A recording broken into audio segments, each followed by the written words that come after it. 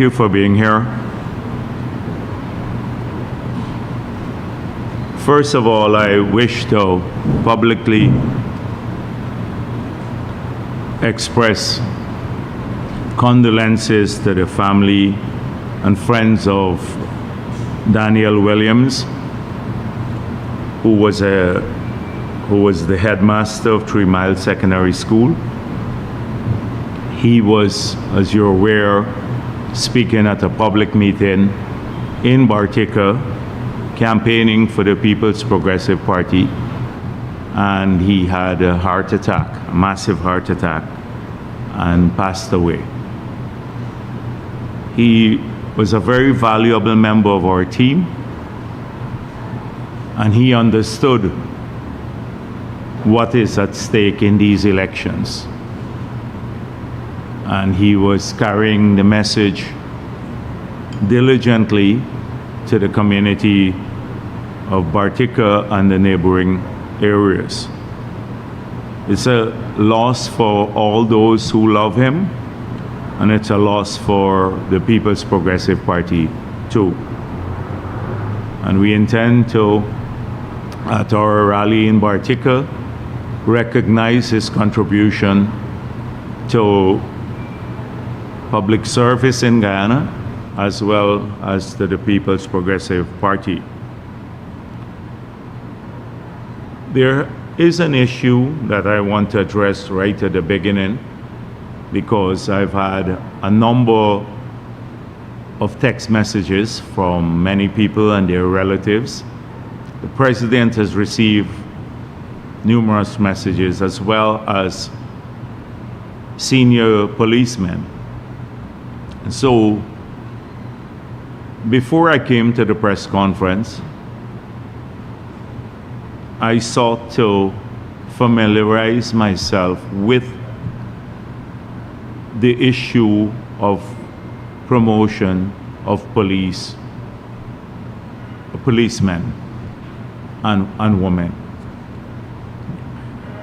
As you know, the President made an announcement that there'd be a large-scale promotion of police. Many who have served the force and the country with distinction, they have no blemish whatsoever, but have been, for one reason or another, not receiving their promotions. He gave the appropriate directions, has been implemented, and I was told that 2,800 police would receive promotions, and already about 2,000 of those have been notified. Another 800 would receive their notification soon. There are others who have contacted us and said that they may be bypassed or overlooked for one reason or another. They may be part of the 800, but I want to assure all of the police who have contacted the President and senior policemen and the Minister of Home Affairs and me too.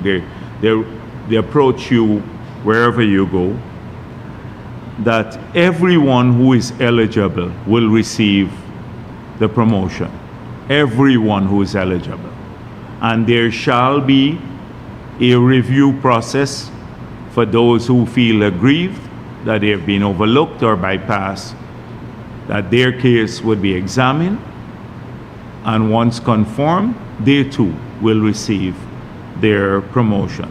So I just wanted to say that publicly here, so that if there are concerns or misgivings among policemen and policewomen, that they would know that they too will be, if they feel that they have not received their promotion and that they deserve the promotion, that their case will be reviewed too.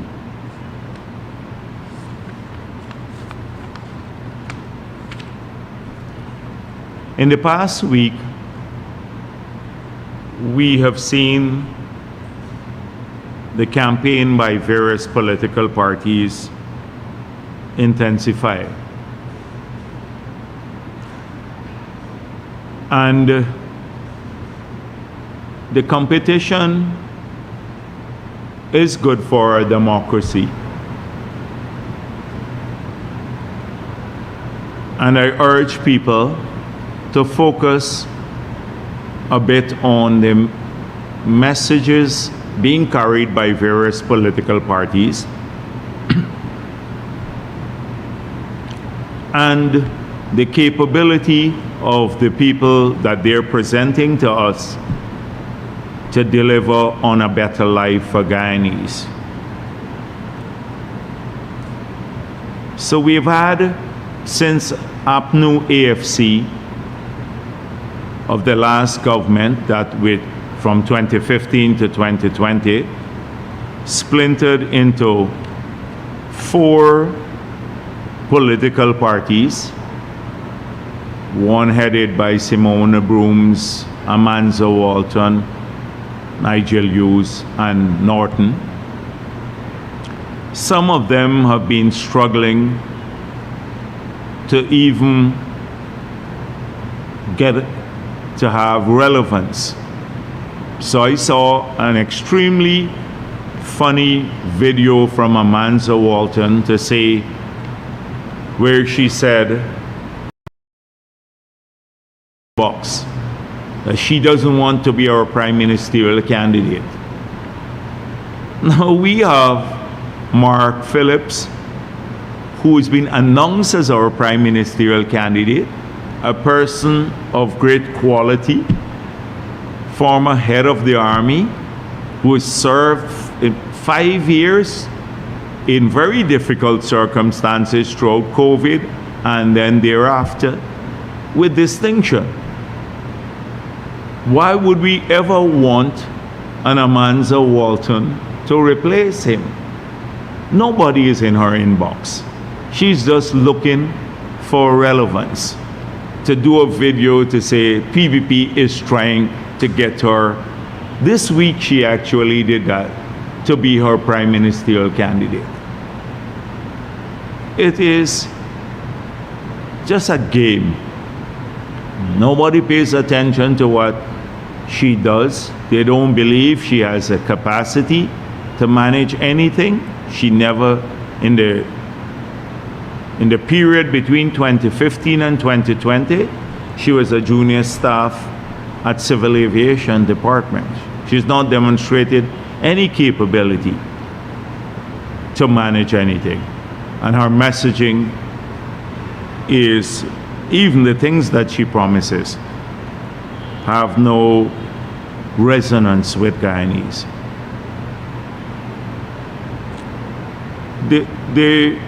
I'm not going to mention the others, but since APNU is our main political opponent, I need to spend some time on APNU and its campaign. We have already demonstrated that no person who has carefully thought out the issue, no Guyanese of any race or religion or gender, who's carefully examined their slate, would ever want to risk their future by voting for them. They have no capability to plan, nor do they have any capability to handle the complex task of governing the country. Mai Paul, I said right here, who is their vice presidential candidate, was a junior staff at the Ministry of Local Government. He didn't even manage a department. Jureta Finance was Nagamoto's assistant. She never managed anything whatsoever in the last government. And Norton had a designation without an office and spent a significant amount of his time at a place near Border Market. This is the leadership of the APNU. And those are the vice presidential candidate, the prime ministerial candidate, and the presidential candidate. How could anyone in their right sense want to entrust the future of our country in the hands of neophytes? And it puts all of us at risk. It puts all of us at risk. And job creation, delivering on health care, on education, managing an economy that's changing in its complexity every day, the need to prepare for the new sectors of the economy, to have it more diversified, to think long term, to avoid the Dutch disease. All of these are issues that they've never had to deal with, and I believe are incapable of dealing with. So those are the people who will lead should America happen and they win the elections and put all of us at risk. And then what are they saying? They've gone back to the old messaging of the past. So you hear them talk about now a commission of inquiry on extrajudicial killing. You remember in 2015 that was promised too. And what did Granger say? Granger said, oh, I can't pursue it because it's difficult to do it. There are no witnesses. There's no evidence. That's exact quote from Granger.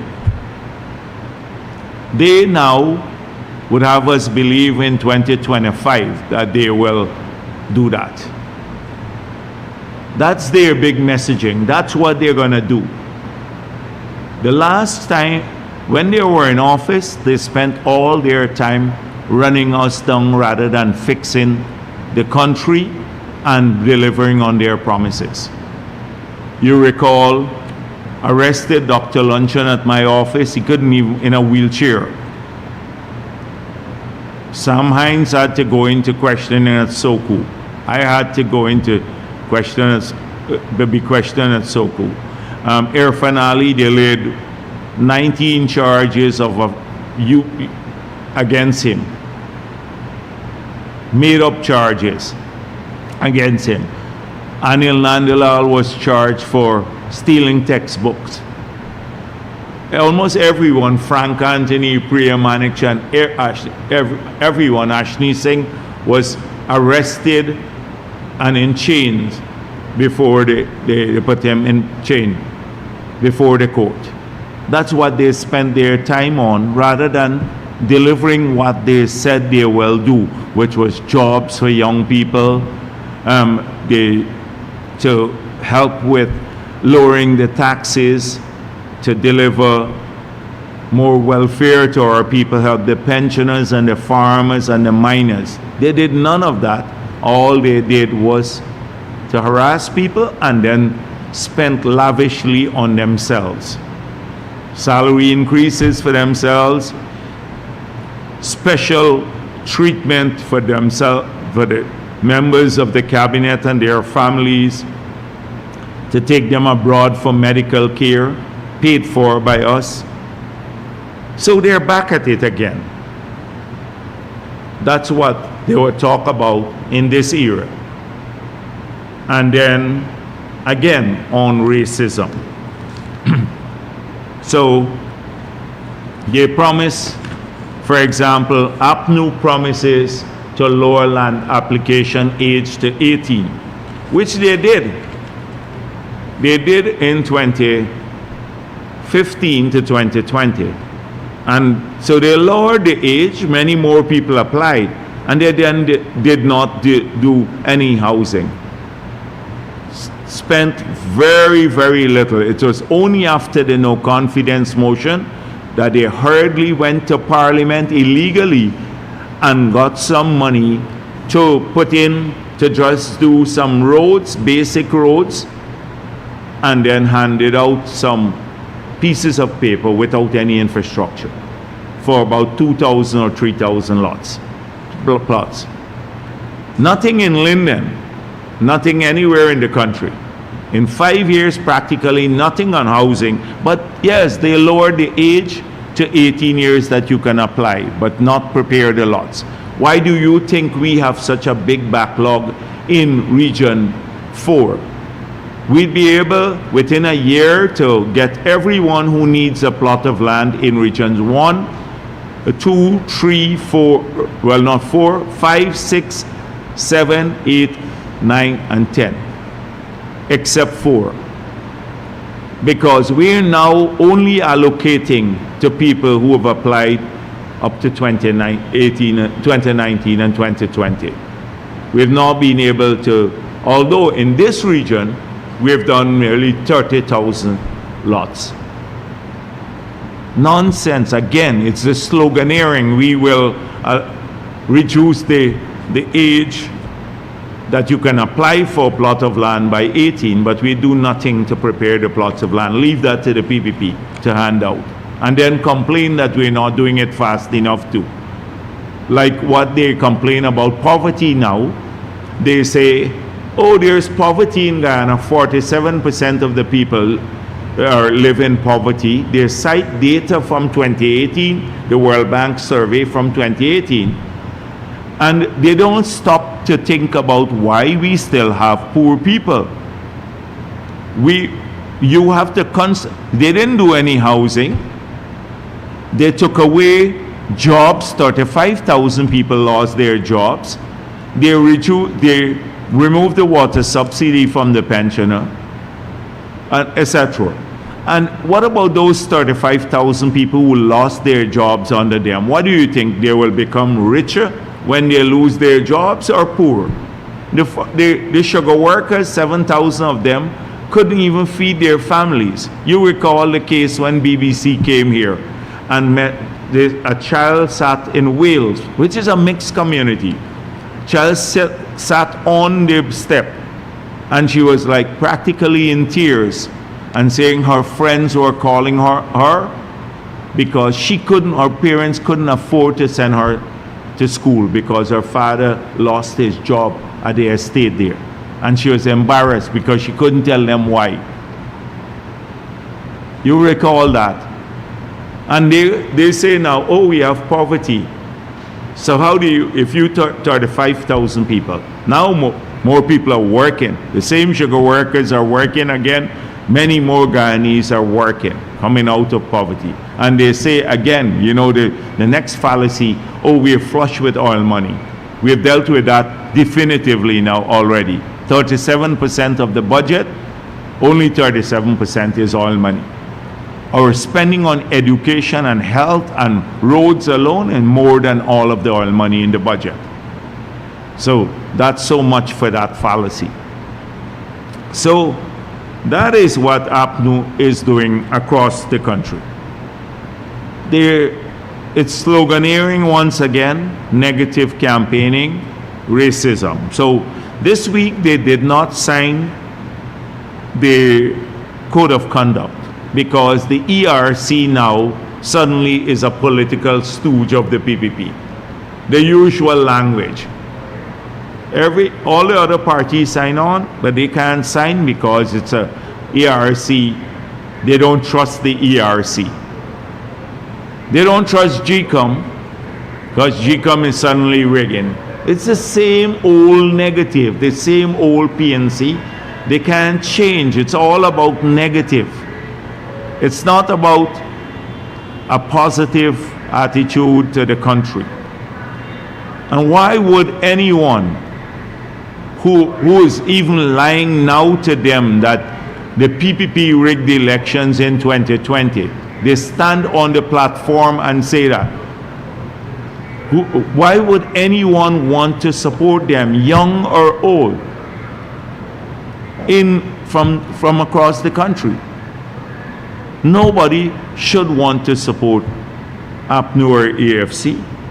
They talk about the massive rally they had in New Amsterdam. We know what massive is. It's over 500 to 700 people, and mobilized from as far as Linden, because we have the bus. I can share with you the buses that went there.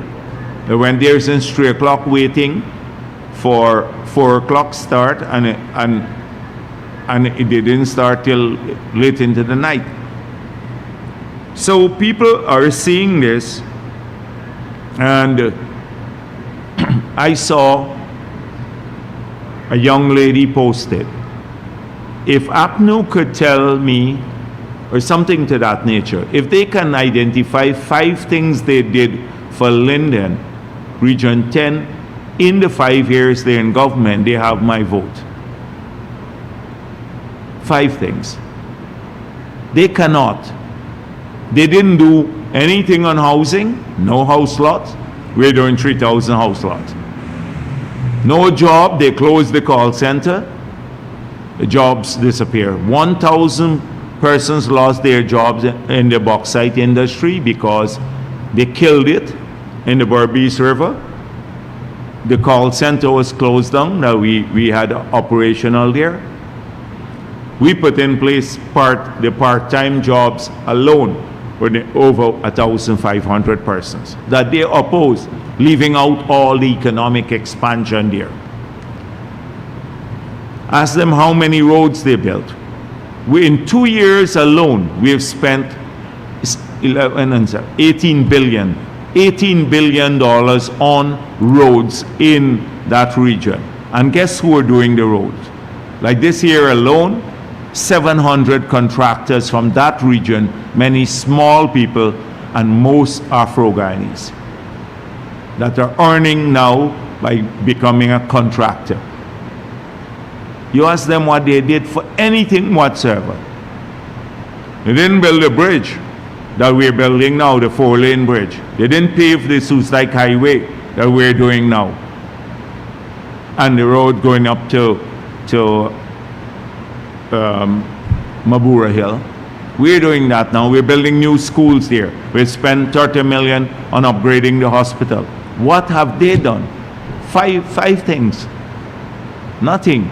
And we've had really 3 years to do this, because 2 years we lost to COVID. So when they complain about the crowd, they were going crazy today about the people at Linden, and they said, we bus all the people into Linden, etc. They clearly have missed the point. First of all, it was mainly people from Region 10, but even if some people went there from other parts, like Georgetown, who went up there for the drive, it means we have people to bus. They can't even find people to bus to some of their locations. They can't find people to bus. So the thing is that you can cuss out the people in Linden all you wish, but people remember. They remember what you said in 2015, and they saw what you did. Norton is from that community. Ask Norton if for one day he's ever stopped there to interact with the young people. He doesn't. He drives past as a little lord. Granger popped in. Ask them if they saw Granger spending time in that community, or any minister for that matter. We have been there in the community. I met with people several times. We had youth interaction. I went there maybe 4 times to in the area. We launched several programs to assist young people. And the president has done this several times, and we have constant presence from Minister Edgehill and Todd and many others from the government in the community. And so they were upset with the rally and the results here. But people will support those who have their best interests at heart. And you can't play the race card every single time.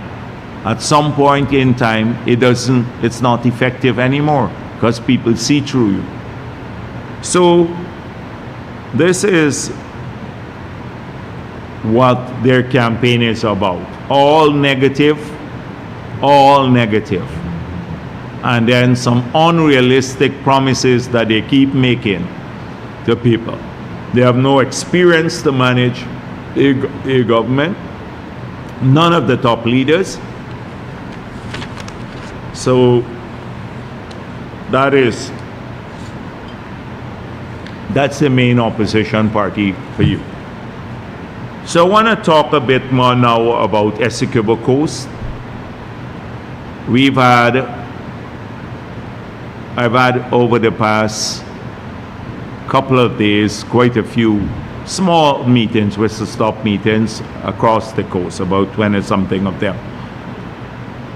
And I must say I'm very happy, the mood is good, and people understand what is at stake in these elections.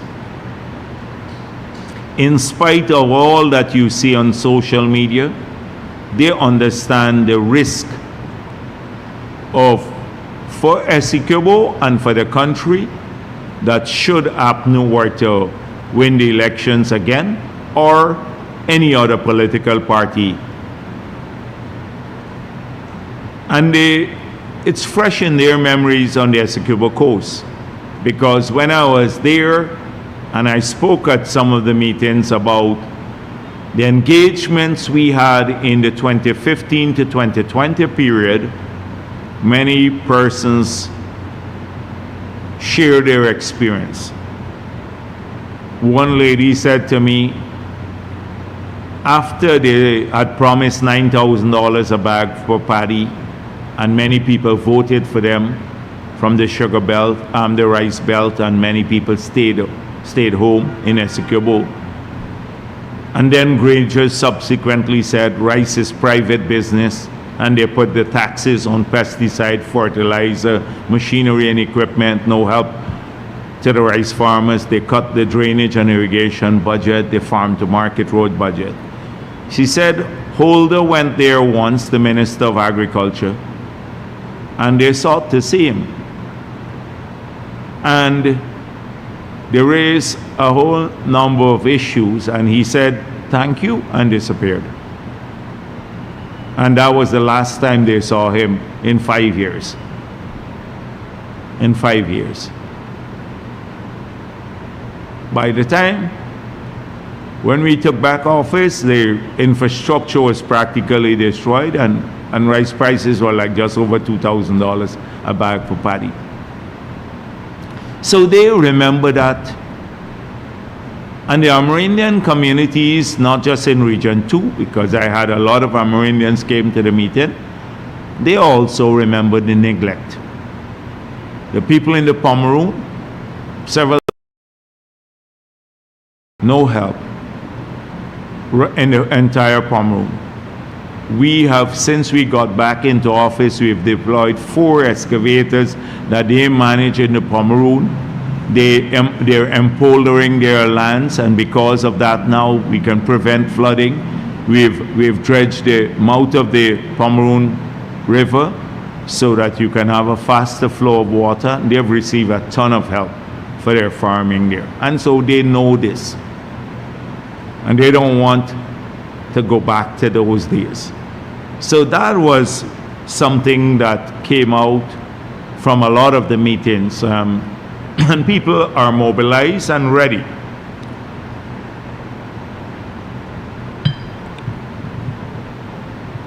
And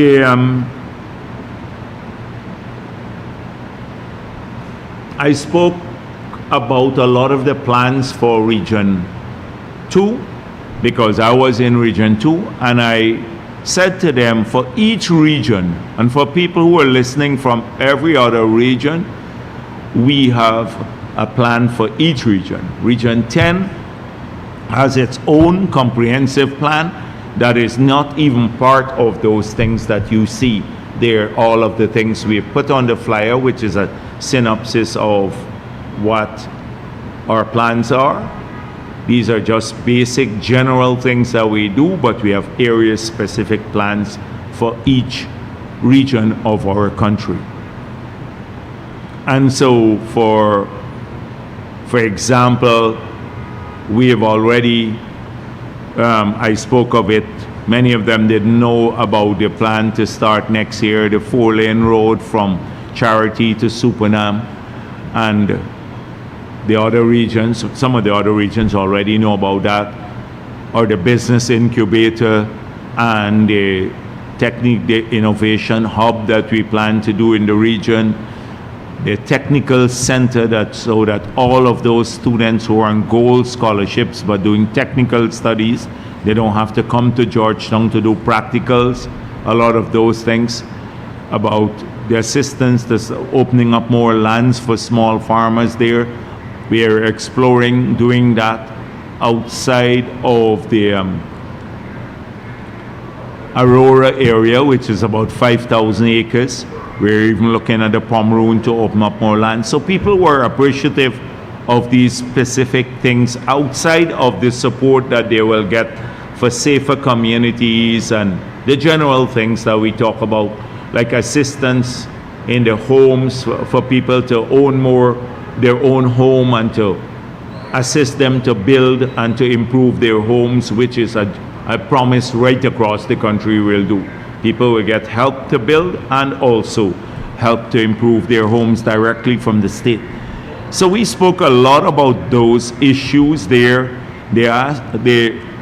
I spoke about the cost of living there too, because sometimes you see some ads running now if you go online, and people don't realize what we've confronted. We didn't expect after COVID or the war in Ukraine the upsurge in food prices. So we looked, as I explained to them, at 6 items, and I did it here several times. 6 things that constitute like increased cost of living, that will push cost of living up. Electricity, water, transportation, internet payments, mortgages, and food prices. These are the 6 biggest costs to a person. Electricity, we subsidize it, so from 2020 to now, no change. 80 million of subsidy. Water, billions of subsidy, no change from 2020 to now. On transportation, every gallon of gas and diesel, $560 of subsidy. That didn't change. In fact, if you look at the graph, we have the lowest gasoline price in the whole Caribbean now. You should see that graph. Lowest gasoline price in the whole Caribbean. On mortgages, we got the rates to come down for those who have mortgages. And then internet, we liberalized telecommunication, which led to people, even if they're paying the same money, they're getting more bandwidth and greater speed. So those 5 areas we had success in because there were things we could do policy-wise. On food items, we're not so successful because even the things we produce in Guyana, there were an increased production for, they went up. Like I gave the example of cassava, which I did on the coast. $40 a pound in Parica. By time Reed and Hoop, it's $120 to the farmers, $120 per pound in Reed and Hoop. That's the figures I saw there. And our production of cassava in Region 3 went from 3 million pounds to 20 million pounds. So clearly we have to do something. That's why the president said more farmers market and some other things, increasing production in agriculture. We have to look at tackling that issue. But we've been honest about it, and we tackle the things that are under our control, the 5 items that push prices up. But food prices were different. So I explained that to people and they understood that. So these are, the Essequibo visit was really good for me because I got a feel from people and their fears about it. And the same thing happened in many parts, like in Region 6, when I was there and talked to many people, they said, we know how bad it was. And these are not just the sugar workers. The sugar workers know no future of the sugar industry without the PPP. But also people in New Amsterdam, they said, oh, things were so slow. Nothing. Because New Amsterdam is more on commerce, and the money that people earn from different areas, used to circulate in the regional economy. Nothing was circulating in the regional economy. It affected everyone. There were no jobs for people in New Amsterdam or anywhere else. So I get that feeling from everywhere. And so people recognize what is at stake in these elections. And that's why they said to me, I found out a lot. In Queenstown, I was there, and I had a meeting in Queenstown, and afterwards the guy said to me, these are young Afro-Guyanese who were coming to the PP campaigning with us. They said, the rumor APNO is spreading is that, after the elections, they will kick you out. You wouldn't get any benefits, and you just, they're using you for the elections. Well, if you look at the growth of the PPP, local government elections, we made huge inroads into New Amsterdam, as I explained, 6 of 14 seats, up from 2 of 14. And here in Georgetown too, now we have 11 of 30 seats, up from 2 in 2016.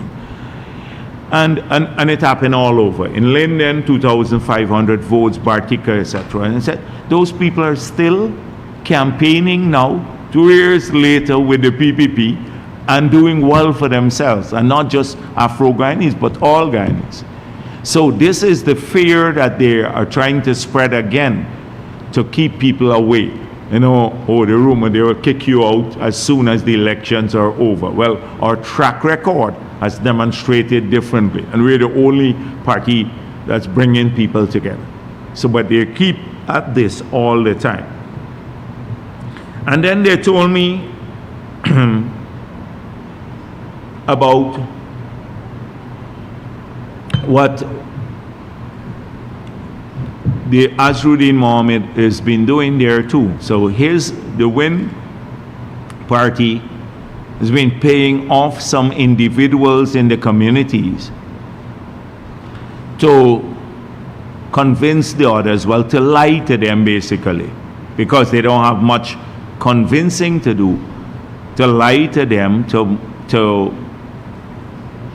get their votes. So one is that they will get money after the elections. 2, that they'll build houses for them. They didn't even promise that in the manifesto, which is another lie. And that they would, basically, I'm going to come to the other issues, but what the other lies are.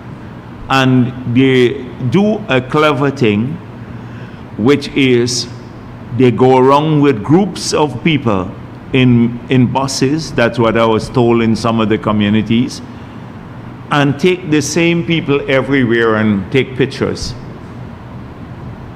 And so it's a rotating crowd they have, and then they post it online to look like they have momentum, a lot of people supporting them in these areas. Like Lima Sands, the people told me, some of them came to see me and said, not people from our area, just came in there, went to a house, or one family that support them, with about 7 people from the area, and then they brought in a number of people from different parts, from Pomeroon, etc.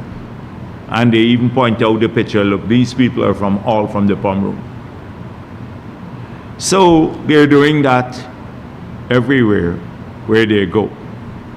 And so this is something that is happening right across the country. They run, it's almost like a media, it's a media campaign alone. The underground campaign, when you look at that's why they would not hold a rally like the PPP. They would not hold a rally. In Linden, when they had the biggest crowd they claimed they had, were the Blue Wave, we saw they photoshopped the pictures. The same faces appeared from the images they put out. And 2, we have videos of people collecting the money after. The same thing on nomination day. You don't want more evidence of it than what took place on the square of the Revolution when the woman went to collect her money and doggy beat her up. So we have demonstrated evidence now of that they're paying people to come. If you look at the people who go to the PP meetings, even APNU meetings, I don't think APNU pays people to go. They go there on their own free will. They're happy to go there. You see their faces. They're participating in the events. They're excited to be there. So this is what's happening. And I think it is kind of misleading to other people who might not know this, but who are looking at this and saying this is very competitive. You know, they're getting big crowds. They're going to do well here. So that is, we expect that to continue. That they will. I saw even a video circulating where he was like giving some guy some money or something like that.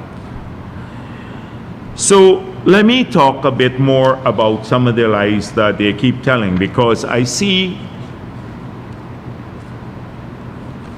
a new thing now that, first of all, Azruddin Mohammed tells a series of lies. So I'm pleased now that finally the Starbuck News did an editorial in which they blame PPP for everything too, the usual thing, but they asked some tough questions of Mohammed. And so let's go through a couple of the lies that he tells. So first of all, I saw in front of Umanayana when he was targeted, when he was asked questions by the media, finally, they asked, he said, "Oh, I'm not sanctioned, it's my companies. I'm not sanctioned, it's my companies." And he keeps repeating this everywhere in the country. So I took the opportunity to print out once again the sanction document that was published on June 11, 2024. And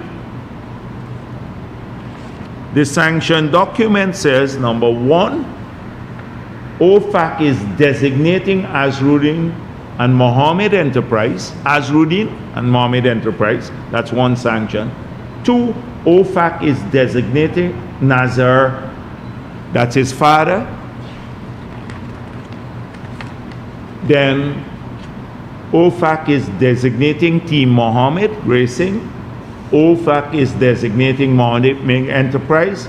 OFAC is designating Hadi's World. All of this, going down the whole list. He is mentioned in the sanction. It's not his company, he's number one. When it says designating, it means you are sanctioned. So it's a lie that he is not sanctioned. His companies are sanctioned. But then he is very contradictory too. He says, you know who sanctioned me. So that's his new thing now. And then he has some of the APNU supporters who hate Jagdeo. They'll say, oh, Jagdeo, and he nods. Jagdeo sanctioned him. Well, it's not Jagdeo. I wish I could have been so powerful to tell the United States government who to sanction and who not to sanction. But he says this to get sympathy, that he is the victim of PPP sanctions, that it has nothing to do with the United States of America. That's the second lie that he tells. The third is that all these sanctions are not really serious. Modi was sanctioned and he became Prime Minister in India. Irfan Ali had 19 fraud charges and look, the US is working with him. So the US will drop this if I become president. Well, Modi was never OFAC sanctioned. Never. Irfan Ali was not sanctioned by any foreign government. It's APNU who put the 19 charges vindictively against him. So he shifts the focus from himself to other people. And look, give us an example. It's total lie. Then Travis Chase posted, oh, ministers, PPP ministers will be sanctioned. And then he puts it on his page, oh, PPP ministers to sanction. So what's wrong? I'm sanctioned, they will be sanctioned too. It's a lie. No PPP minister is on any sanction list or to be sanctioned. So that is switching. It's all the time he does this. He switches out. He then says, the sanctions are not serious. People associated with me don't lose their visa. His father said it, he said it. Well, we have evidence of that. Odessa Primus is the prime example of that. Tons of people associated with him lose their visas. Another lie. On bank accounts, he said to people, you're not going to face consequences. Misled a lot of people. Now we have seen what's happening with all of these people who are on his candidates list losing their accounts because they're part of a formal organization headed by a sanctioned individual. Now I see them trying to switch again to say it's a PPP who's telling these banks to sanction them, and they're using the US ambassador. All the US ambassador said is, the banks didn't call us, the embassy, and that the OFAC sanctions are in the US. Well, that's true, but read what the sanction document says. Go back to June 11, 2024. It says here, sanctions implications, big and bold, sanction implications. As a result of today's action, all property and interest in property of the designated persons described above, that's all of the ones I mentioned, that are in the United States or in the possession or control of US persons are blocked and must be reported to OFAC. In addition, any entities that are owned directly or indirectly, individually, or in aggregate, 50% or more by one or more blocked persons are also blocked, unless authorized by a general or specific license issued by OFAC or exempt. OFAC regulations generally prohibit all transactions by U.S. persons or within or transiting the United States that involve any property or interest in properties of designated and otherwise blocked persons. So that's the first paragraph. It then goes on to say, in addition, financial institutions and other persons that engage in certain transactions or activities with the sanctioned entities and individuals may expose themselves to sanctions or be subject to an enforcement action. When they talk about US nationals, etc., then they come down in another paragraph here. In addition, financial institutions and other persons that engage in certain transactions or activities with the sanctioned entities and individuals may expose themselves to sanctions or be subject to an enforcement action. Financial institutions. Now,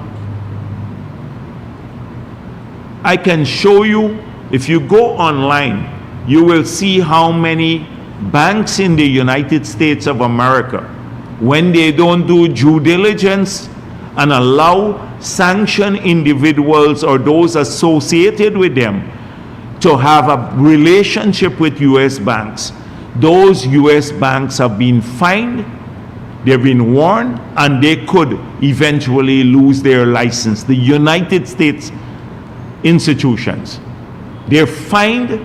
Go online and check how many banks have been fined in the United States.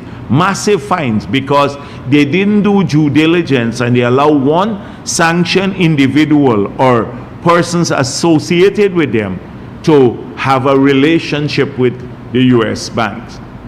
So yes, the ambassador is absolutely right. Absolutely right. Those institutions are fined.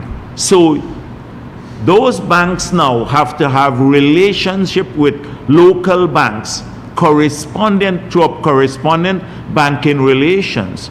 So if they, through the local banks, start doing business with the sanctioned individuals or those associated with them, they have implications for them in the United States of America, those banks. And they have been de-risking all around the world. They're cutting relationship, like banking relationships and correspondent relationships with thousands of banks across the world because of this same fear. Because the fines could be massive in the US for those banks. So when Gabi issued a statement, the Guyana Association of Bankers, they said we operate in two frameworks, the local and international framework. Not just local framework. They, without a correspondent banking relationship with the United States banks, they might as well shut operation down. You can't process your credit card payments. You can't process your debit card payments. You can't make a transfer of money. You can't bank your reserves in the US. You can't invest in US instruments if you have excess reserves in these commercial banks. What do? You just have to shut your bank. I think even Timothy Jonas had that right. And you think any bank locally will risk that? In their own assessment, they have to protect themselves.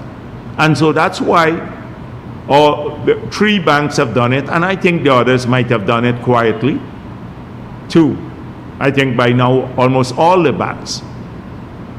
Now, financial institutions are more than banks. And it says financial institutions in the sanctions. So a lot of the insurance companies now, their financial institutions, they will have to, if they operate with international banks where they also reinsure with banks abroad or with financial institutions abroad, insurance companies. They now have to start looking at whether they will expose themselves. Because if they can't reinsure anymore, they don't have major assets, so they then share the risk with an external financial institution or an external insurance company. They too will suddenly may face serious problems and lose that relationship. And we warn people. People were warned, they know about it, but this guy and his henchmen and the people he pays off, they're very clever at misleading ordinary people. Do you know how many people have come to me and say, we were told, when they receive their letters from the banks now, they come here to Freedom House and they said, what are we going to do? And I said, what am I going to do? I don't want to even talk to you, because next thing they would say, I'm calling you here to talk to you. They're coming now to Freedom House and calling me. About 5 persons called me and say, how can the BP help? And I'm sorry for them, really sorry, because they're telling me stories like one, I don't want to mention his name, but people, he said, they told me if they win, I will get a job, a better paying job, and put down my name here. I signed to the document. I suddenly ended up on the list. He's adamant I never agreed to go on no list. A lady said to me, an Amerindian lady came to see me, and she said, this is what they told me. So a lot of misleading of ordinary people. They're exposing tons of people. Like some people came and from the Amerindian communities on the Essequibo coast, and they said, this guy is giving some of the leaders of the community, which I have to verify, money and large sums of money to deliver. They'd say, if you deliver 50% of this community, I'll buy you a car or something else. A big inducement. So some of the people are going around, misleading ordinary people. So he promises, the Team Mohammed is promising that sort of thing. Win party. But one person they make a big promise to, and then he goes around. So he's going to make a lot of money and go to mislead every day, talk to people. Look what they're putting these poor people through now.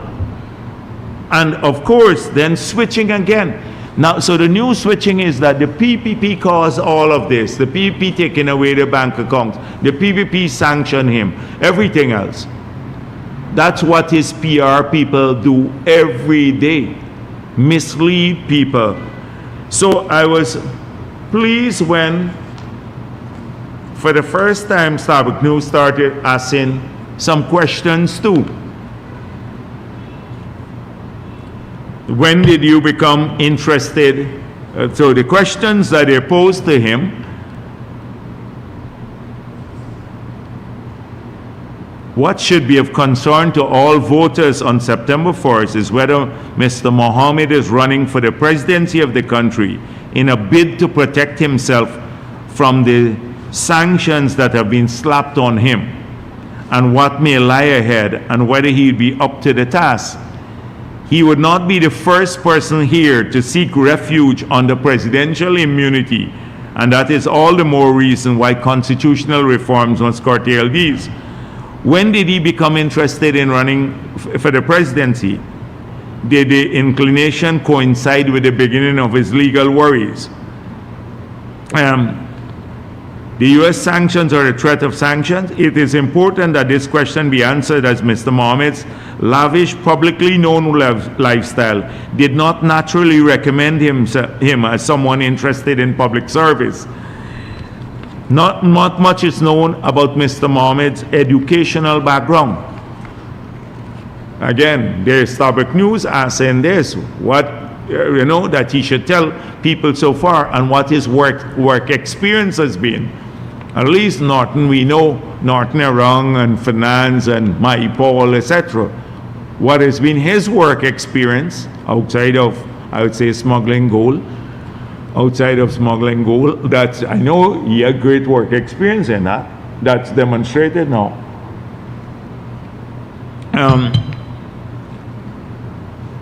Would he be able to engage as a parliamentarian or even a higher position? It would be a spectacle in Parliament if he were, imagine him making a speech on any issue in the Parliament. So Sabrick has been asking, or is he living on wealth generated by his father? And this is, I'm surprised that because they've been giving him a lot of publicity for the nonsense that he does. And they ask a ton of questions here. So people have to start asking the questions there too. And clearly, he's collaborating with APNU, and maybe a lot of people who may not want to come to the PPP may go to him because APNU is like dead too. So he's benefiting from a little bit of that, but he has nothing to offer. And that's why I say to young people around the country, when the 50,000 is done, or the few people who get payoff to mobilize others in your communities, they will get some payoff to mobilize and misled. What happens on September 2nd? What happens on September 2nd? He disappears. You're not going to go, you get to go to his home anymore because he only allowed people to go into his home when he had trouble. Pay them off. They could never have accessed his home before. You're not going to be able to do that. So what happens next? Who is going to have to deliver in these Amerindian communities again? So these are crucial questions, and I hope that people pay attention to these matters that are coming up. I've seen some other issues surfacing during the course of the week, like my Paul talking about some corruption at GPL, the usual thing, corruption at GPL, and that's all they talk about, corruption and stuff like that. And you see the position of the government. One time they were saying we were in bed with some company, Method 4. I saw that coming out now. Then we canceled the Method 4 bid because we believed they didn't have the appropriate experience. We then went to a company that's fully experienced. They're negotiating now. Nothing has been signed, but yet it's corruption. In fact, that should be seen as fighting corruption. That's why I don't want to waste time, because my Paul has nothing else to say. But what I'm going to end here, because I just want to talk a bit more. No, maybe I shouldn't end yet. I just saw Starbuck News. During the course of the week, they come up, you know, when the U.S. said that the tariff will be 15% now, Starbuck News puts a headline, Trump ups tariff on Guyana by 5%. Now, any sensible person here would know that it was 38%. It's now 15%, but yet Trump ups tariff by 5%. So this is all to support a narrative that our discussions with the US government failed. And therefore, look, Trump upped the tariff by 5%. Didn't happen. It came down from 38%. That was announced. 38% was announced by Trump at the beginning. Now it dropped to 15%. So that's first. I explain right here that the reason that the US government had, in the first case, put a 38% on Guyana, that it had to do with one thing, your trade surplus. The countries that are exporting more to the United States than are importing more from the United States. So when you, like, I saw Christopher Ram flays government over 15% Trump tariff. So they cited, how is it that Haiti and Cuba and Suriname have 10% and we have 15%? All the countries that were importing more from the United States than exporting to the United States, they got a 10% tariff. And those countries that had a greater export got higher. And we had one of the highest because we had a big trade surplus with the US. We were exporting a lot more. So we went up there. Ashni Singh met with the US trade representative. Our embassy met with them. We've been in discussions with them. They understood the argument that our trade surplus arose largely because of the increase, the oil export. And as a result of that, when the new announcement came, it fell from 38% to 15%. They should be happy for the country. We said that they're continuing discussions with the US government because we are continuing the discussion to get it down to 10%. They should be really happy that we succeeded in bringing it from 38 to 15, although we are a country that has a huge trade surplus with the US. The other countries were not so successful, many countries around the world, India and the others. Now, they said it's a failure of our diplomacy. It's a success of our economic diplomacy. But Christopher Ram, well, he is just a fossil, bitter every time he sees anything progressive in the country. I'm not going to waste my time. It just shows you how they can spin headlines all week.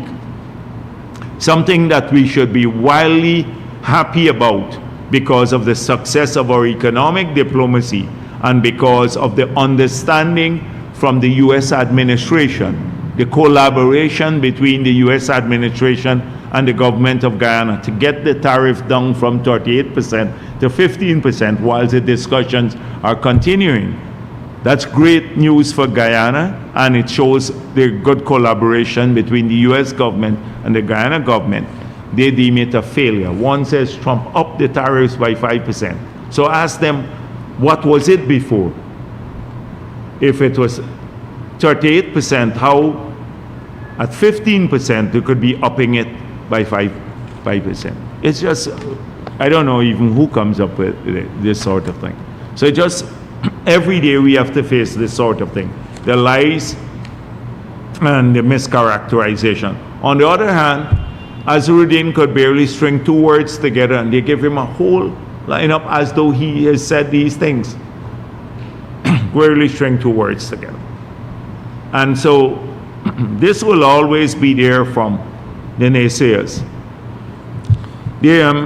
We remain focused on what we have to do for this country. We're campaigning heavily. Our campaign is about not putting this country at risk. If 3 years after COVID, we have managed to restore jobs and to get the infrastructure going and the outlook positive for the country, 12 hospitals under construction, the same number of hotels under construction, development every part of Guyana, where people are getting higher pensions, our children are getting more money, free education, we're investing in agriculture and mining, a better tax rate. Just imagine what another 5-year term can do for this country. That's what we're campaigning on. The others, no track record, nothing. And they pose a risk to our border and everything else. So that is, I'm going to end here today, a short press conference. Thank you.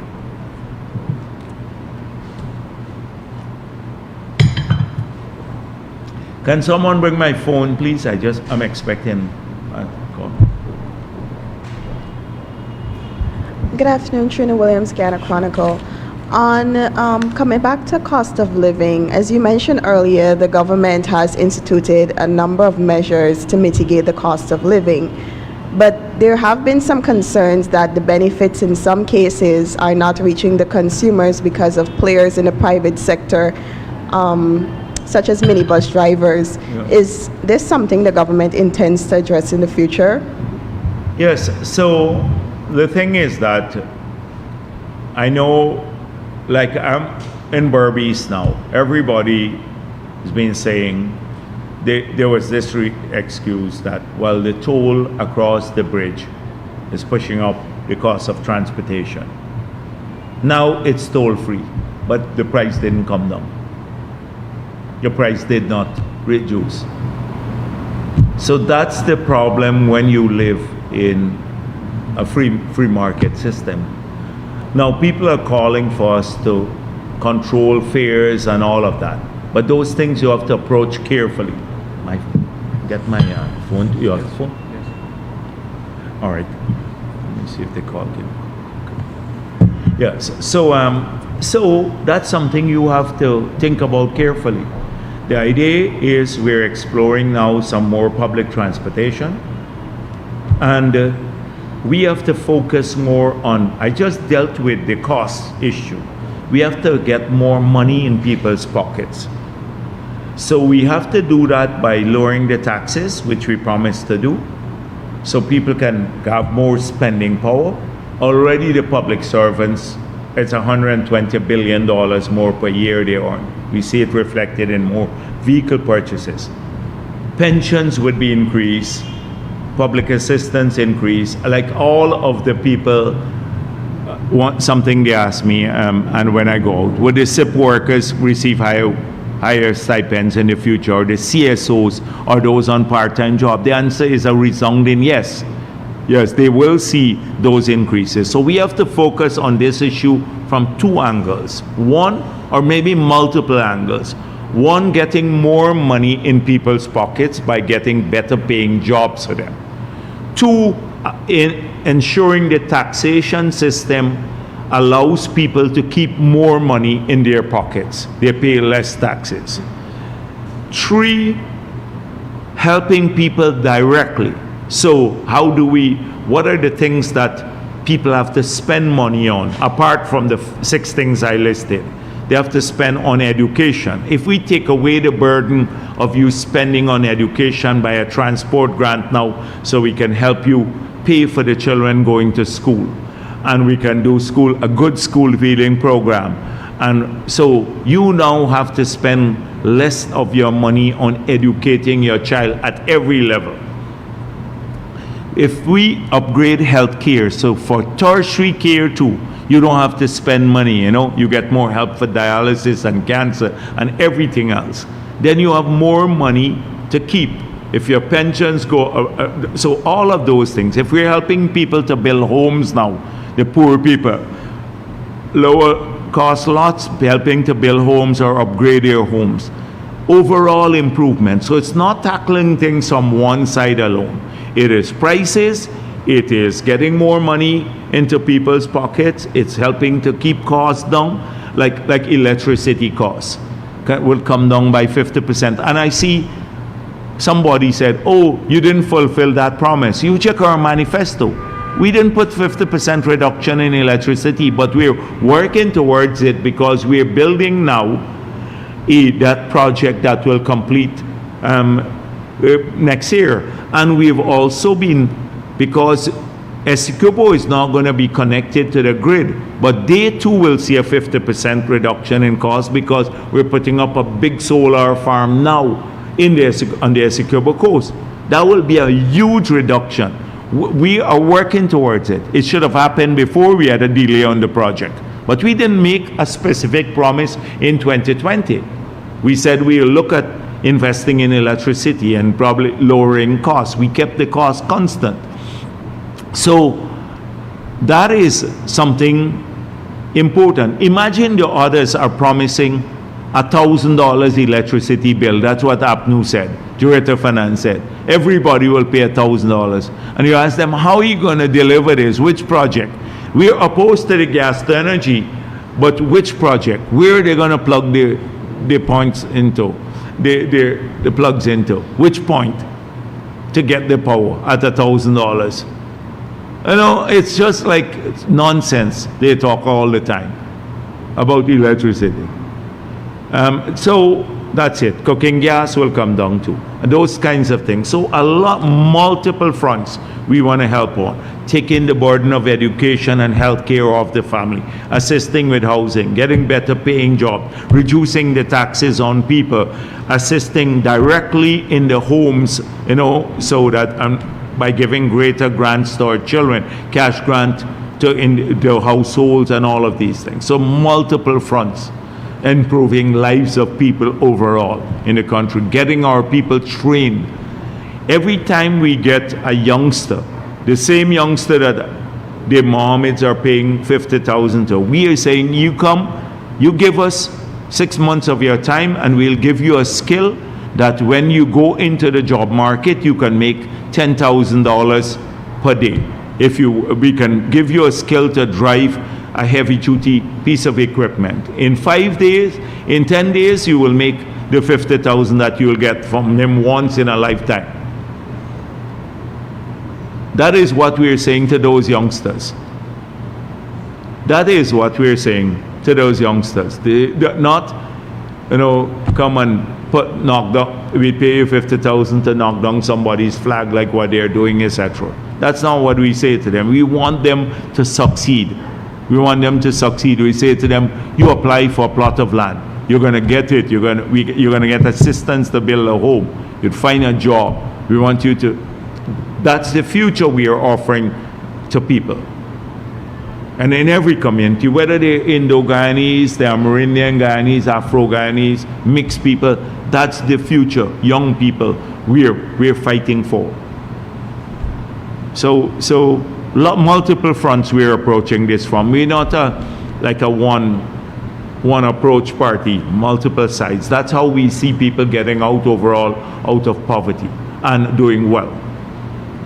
Yes, you wanted to say something? Yeah. All right, go on. Yes. Coming back to the refusal by APNU and Forward Guyana to sign the ERC Code of Conduct, these parties have agreed to contest the election under the same existing conditions which they criticize. Do you believe that this is an indication of their intention to avoid scrutiny during this period? Yes, it's part of that and part because APNU. Because Wynne signed it, and they're probably even more offensive on the ground against our activists than others. They threaten them, they cuss people out all the time, even more so than APNU activists. But they signed the Code of Conduct. So signing the Code of Conduct is not guarantee of good behavior. But the reason I have a problem with APNU not signing it is they're negative about everything. Every single thing. They're not positive about the future of this country. You know, you could have made your point there and signed the Code of Conduct, because it's necessary that we show even at that level some form of unity, that beyond the elections we have to still work as a country.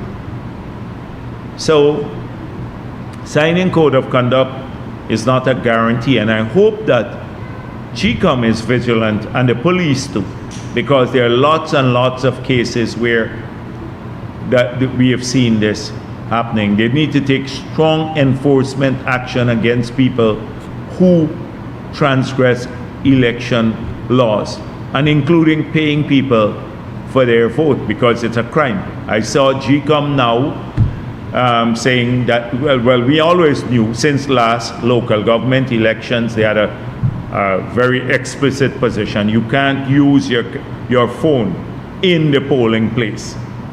You can't take a picture. Even when politicians go in, they can't carry their cameramen into the polling place.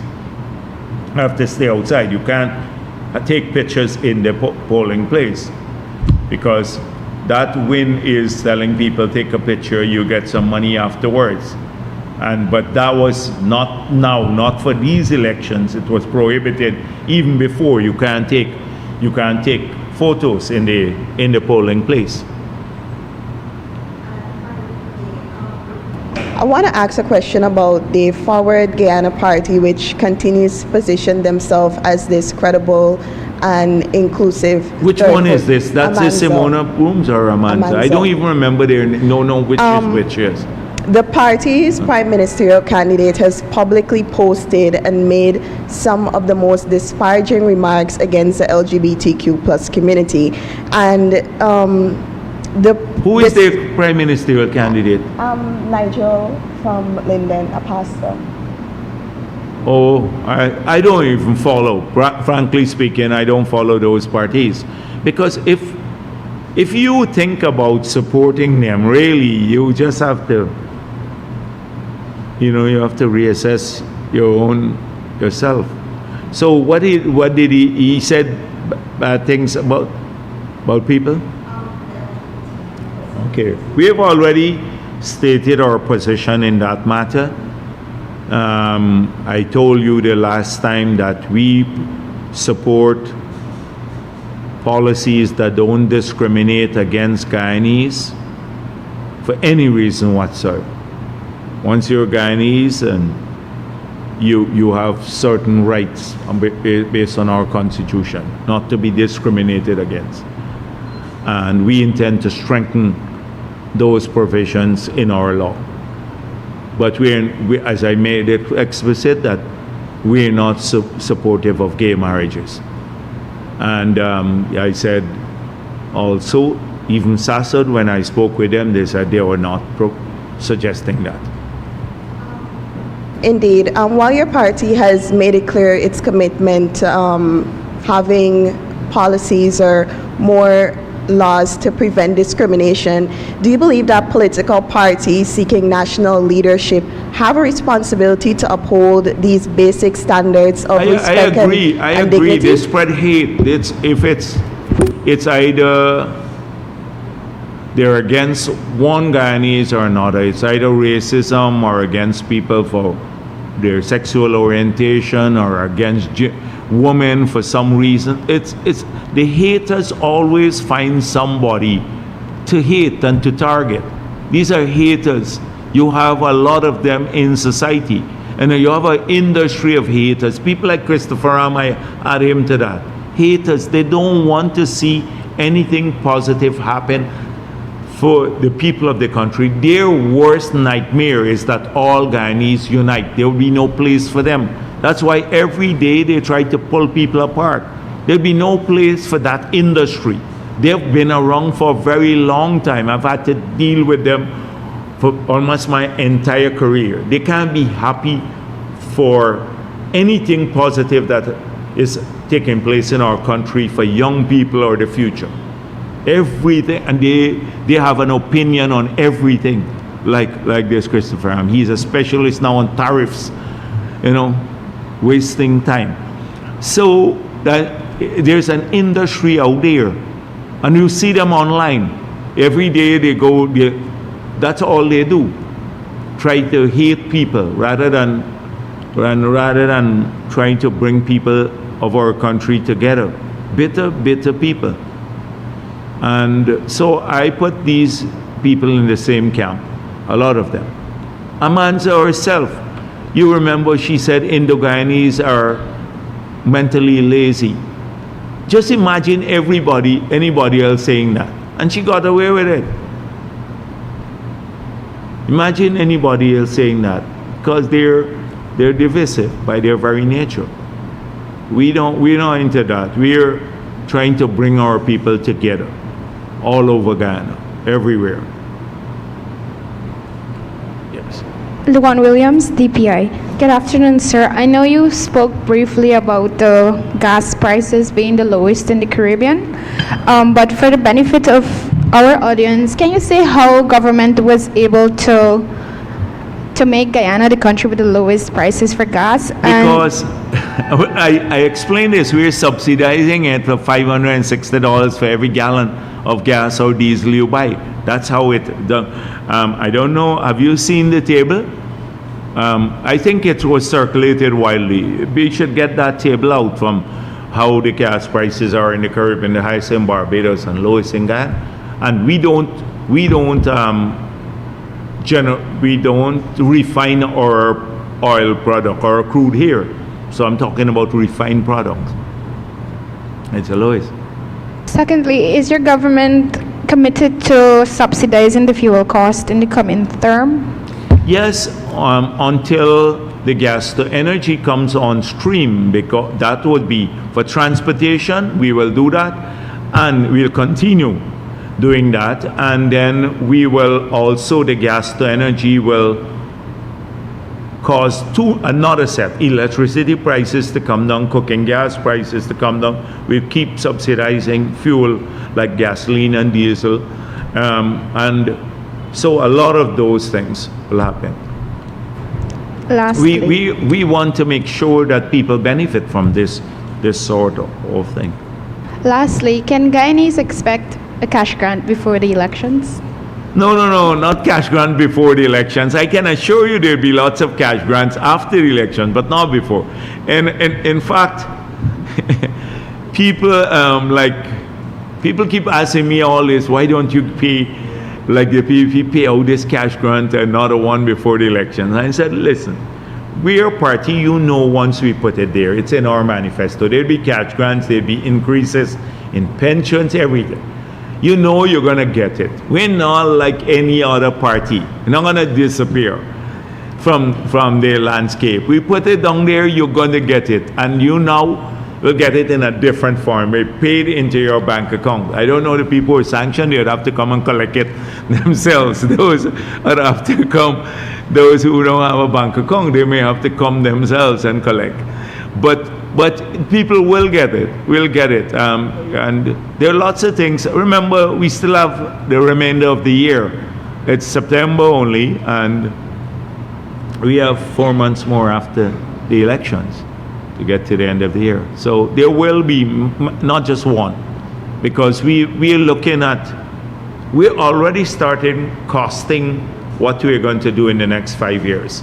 What are the projects we have to fund? So like the 4-lane in Essequibo, the one in region 3, we've already locked in Berbice from Molson Creek all the way to New Amsterdam, and then the one in region 5.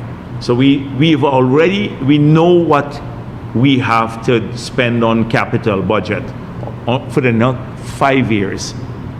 We know we have well, not definitively, but a serious idea of the recurrent expenditure, how it would go.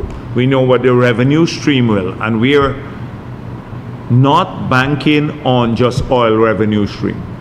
Because if that comes in at the magnitude that we anticipate, we could do much, much more. But we already believe everything we promise can do, even with modest increase in oil revenue. Modest increase. And we anticipate a steep increase. So, but you can't plan only for that, because what happens if oil prices fall? So we're looking at all of these variables as we make a promise.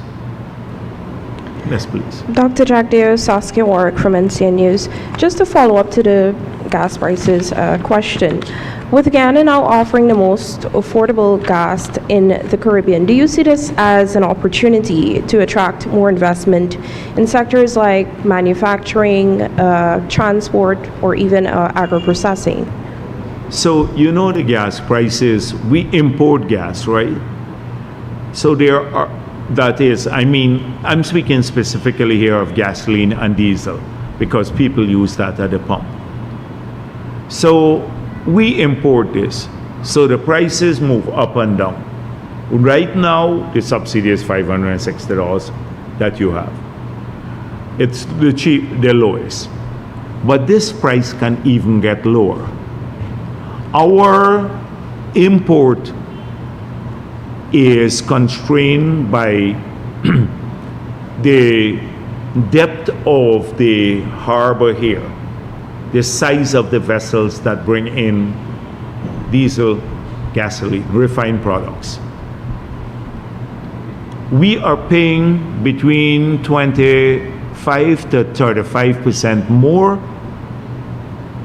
than we should really pay. And we still have the lowest gasoline in the Caribbean, because we pay a premium based on the size of the vessels that have to come in. So you have to bring multiple vessels in. So that is why we've started exploring. About 5 months ago, you heard, I think at the energy conference, you heard the president speak about these storage farm that we're contemplating building out, where if we can bring in bigger vessels and store more, their storage capacity in Guyana is limited to. So if you bring in the bigger vessels, you have to have more storage. If we have bigger storage capacity, and we can now land bigger vessels either here in the area that has just been built out at Vredenhoek, or even keep the vessels offshore and ferry the fuel into these storage vessels. So the big ships come a bit offshore, and then they bring in smaller quantities until our storage is there. We could cut gasoline and diesel prices even further, and we're already the lowest in the Caribbean, and we subsidize it now. So we're looking at that to do that, because we may not have our own refinery, and even if we have our own refinery, it may not be the most feasible. So that is something that we're actively exploring. In fact, we're working on it already. So we can see even a further increase, which will have a big impact on what you are saying. Investments in manufacturing, electricity prices coming down would have a big impact on manufacturing and small business too. And then the development bank and the zero interest loan would also help a lot of small business. The business incubation hubs would help small business. So a lot of those things. And co-invest. We're also co-investing where we build factory shells for people. They can also help a lot of the business develop. So there are multiple plans for all of this. Secondly, VP, concerns have been raised by Afro-Guyanese groups like ACDA, who said they were not consulted on the construction near the 1823 monument. How does the government intend to address these concerns and ensure that historical sites are treated with the cultural sensitivity that they deserve? Yeah, I saw that sometime. When local government, we made a promise to put lights in the ground, which we did, and people should pay in the ground. I don't know. I didn't know about that project. I saw that today there's a protest or something. I agree that we have to treat some of our sites with sensitivity. That is a special place for us because that's where it's a sad area where people were displaced, quartered and displaced during slavery. And so I agree with treating that site with sensitivity. The same people, however, I heard Hamilton Green is there and the mayor. Now, somebody told me they were there today. I remember that place when it was a swamp. They talk about cultural sensitivity now. No lit, it wasn't lit, overgrown with bush under the same Hamilton Green. He never maintained, when he was mayor, for all those areas. He didn't do anything, overgrown all the time. So I don't know, and a lot of young people go there. What I think is important is that we should treat the area, as I said before, with sensitivity. But if our young people go there and they have maybe I don't know how many of them know how sacred that site is. Maybe along with some building there to show the history of the area too. And they can go and play in the afternoon, but they can understand how special the place is. It's a huge area, you know, it's a massive field here too. So I think a combination of both, but I agree that we should also consult with people. We should consult, especially when it comes to those sites. I think it's something we should do. But also don't leave it overgrown with bush and nobody knows the significance. How many people? You ask me how many people go past there and really know that? How much education has ACDA done, or not forget ACDA, anyone, the same Hamilton Green and the others when he was mayor about the site.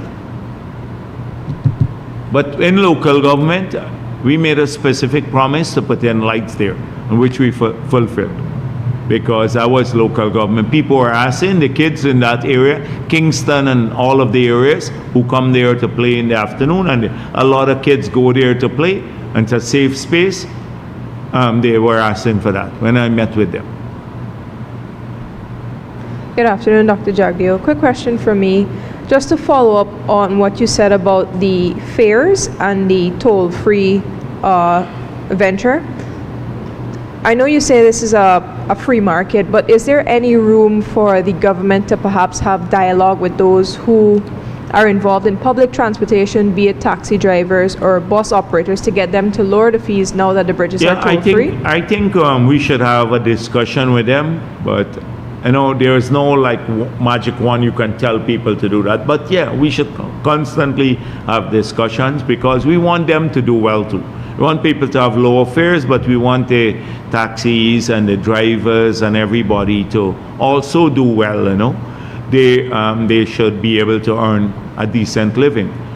But that was a complaint I got from Barbies a lot, that people said, well, the fares are gone now. We used to be told that the fares, the tolls are rather, the tolls are causing the high costs coming to Georgetown, and now it's gone, but we haven't seen any changes.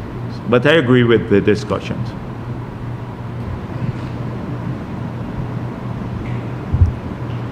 Good afternoon, sir. Rihanna Ramsey, Kaiser News. I have a question concerning the OFAC sanction Yeah, sure. persons. Candidate, you were going to say, you can call Azruddin Mohammed. He is sanctioned by OFAC. You don't need to tiptoe around it. He is a sanctioned individual, designated individual. You saw it in the letter there. So I wanted to know how does government or is government dealing with May Thomas in terms of paying her, given the action taken by the banks to close WIN's candidates' bank accounts, and if there are employees of the state and are candidates of WIN, how does the government deal with them also? I don't know how many are employees of the government. We've really not checked. I know maybe some of the people who actually came to see me might be employees, yeah. So we'd have to find a way. I don't know how really, I haven't given it thought, because a lot of them are distraught now, They're not going to be able to have a bank account. And many said, you know what I said to them? Listen, don't come to talk to me, because next thing they're going to say, I caused you to come here. So why don't you go publicly and say it? Write to the newspaper and say, I disassociate myself. I never signed up to be a candidate. I signed up for another person. And so I would advise them, if they're listening, to do that, publicly declare that. Maybe if they do that again, then maybe the banks might reconsider it, having done it publicly, and if they have written CHICOM. I know some people wrote CHICOM to try to come off the list. So if remedial action is taken like that, maybe it would influence the banks. I don't know. That's one way.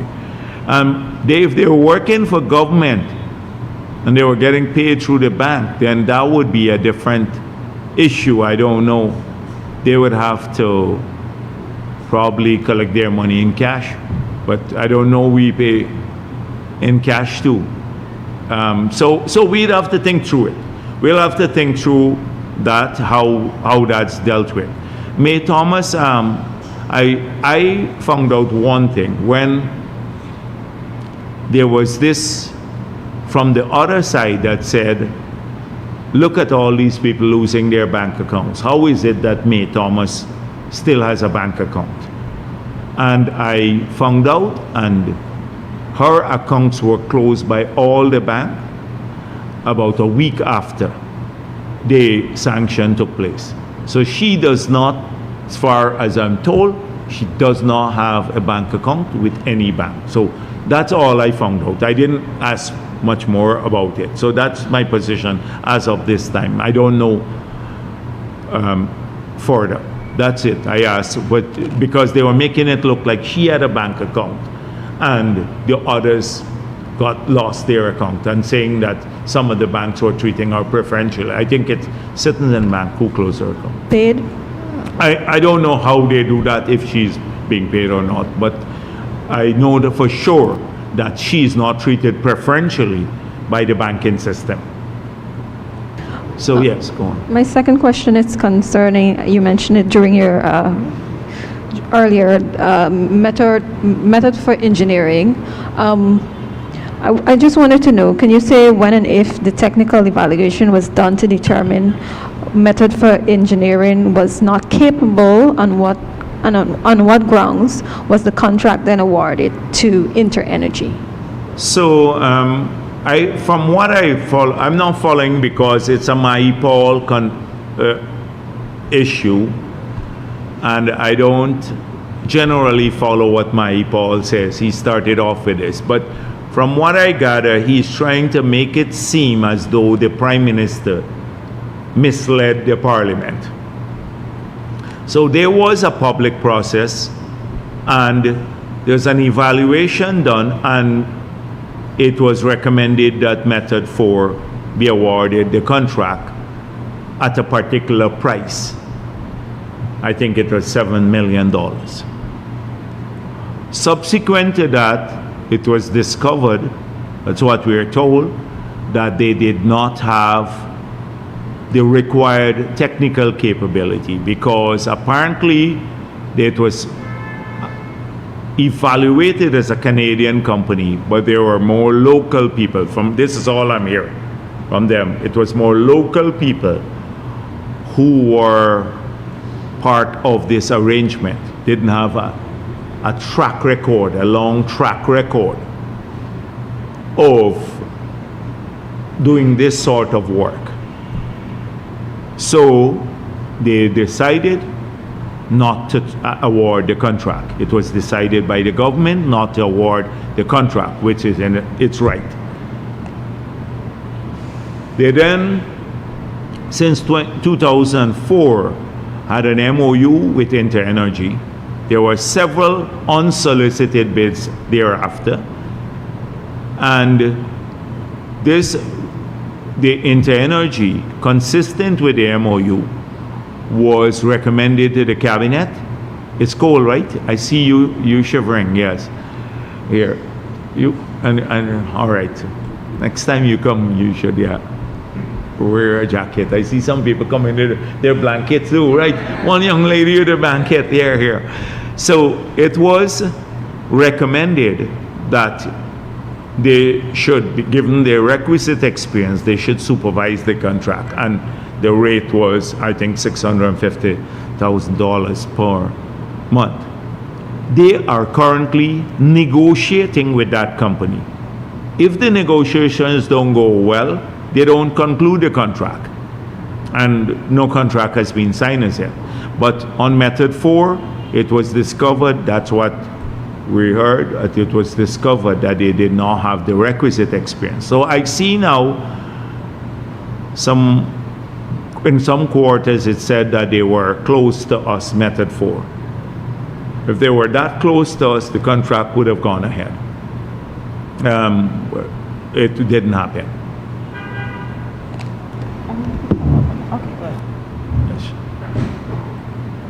Good afternoon, Dr. Jagdeo, Shinard Mentis, Sheriff News. Concerning the same Method 4 situation, can you say if InterEnergy has ever done, or if InterEnergy will be conducting or working with Guyana if negotiations come into fruition, if they will be continually working with Guyana with any other energy related or any other field in that sector? What do you mean by that?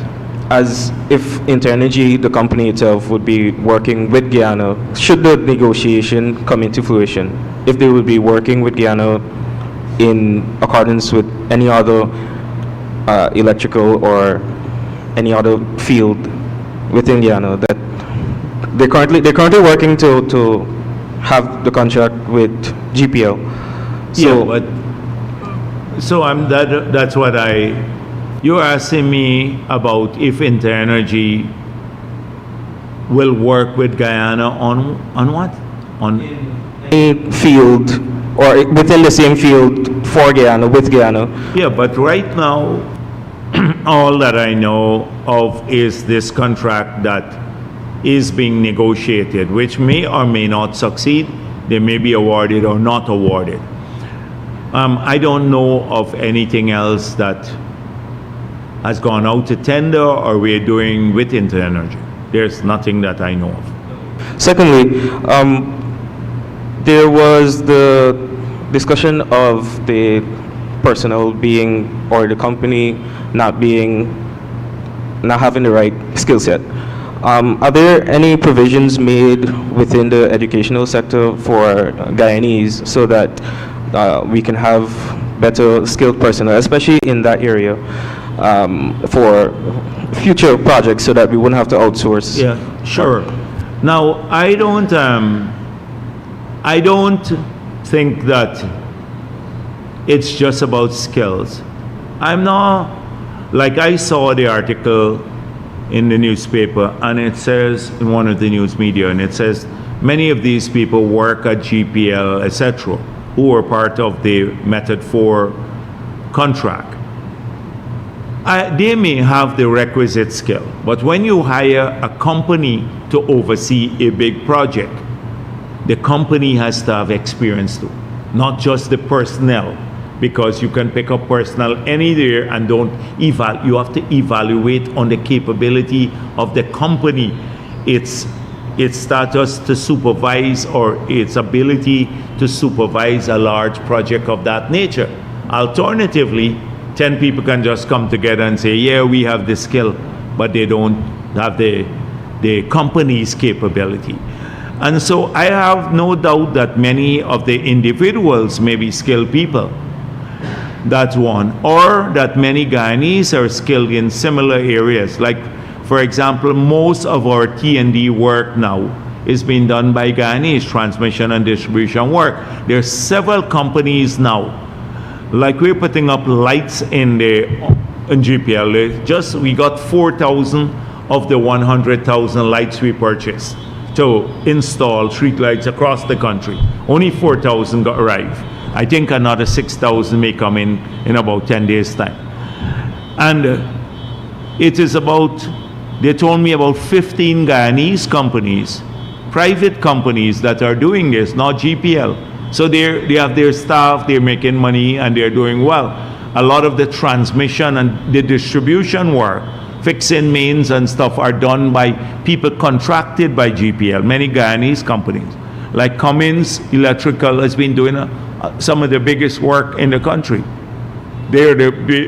So they have lots of capable Guyanese companies.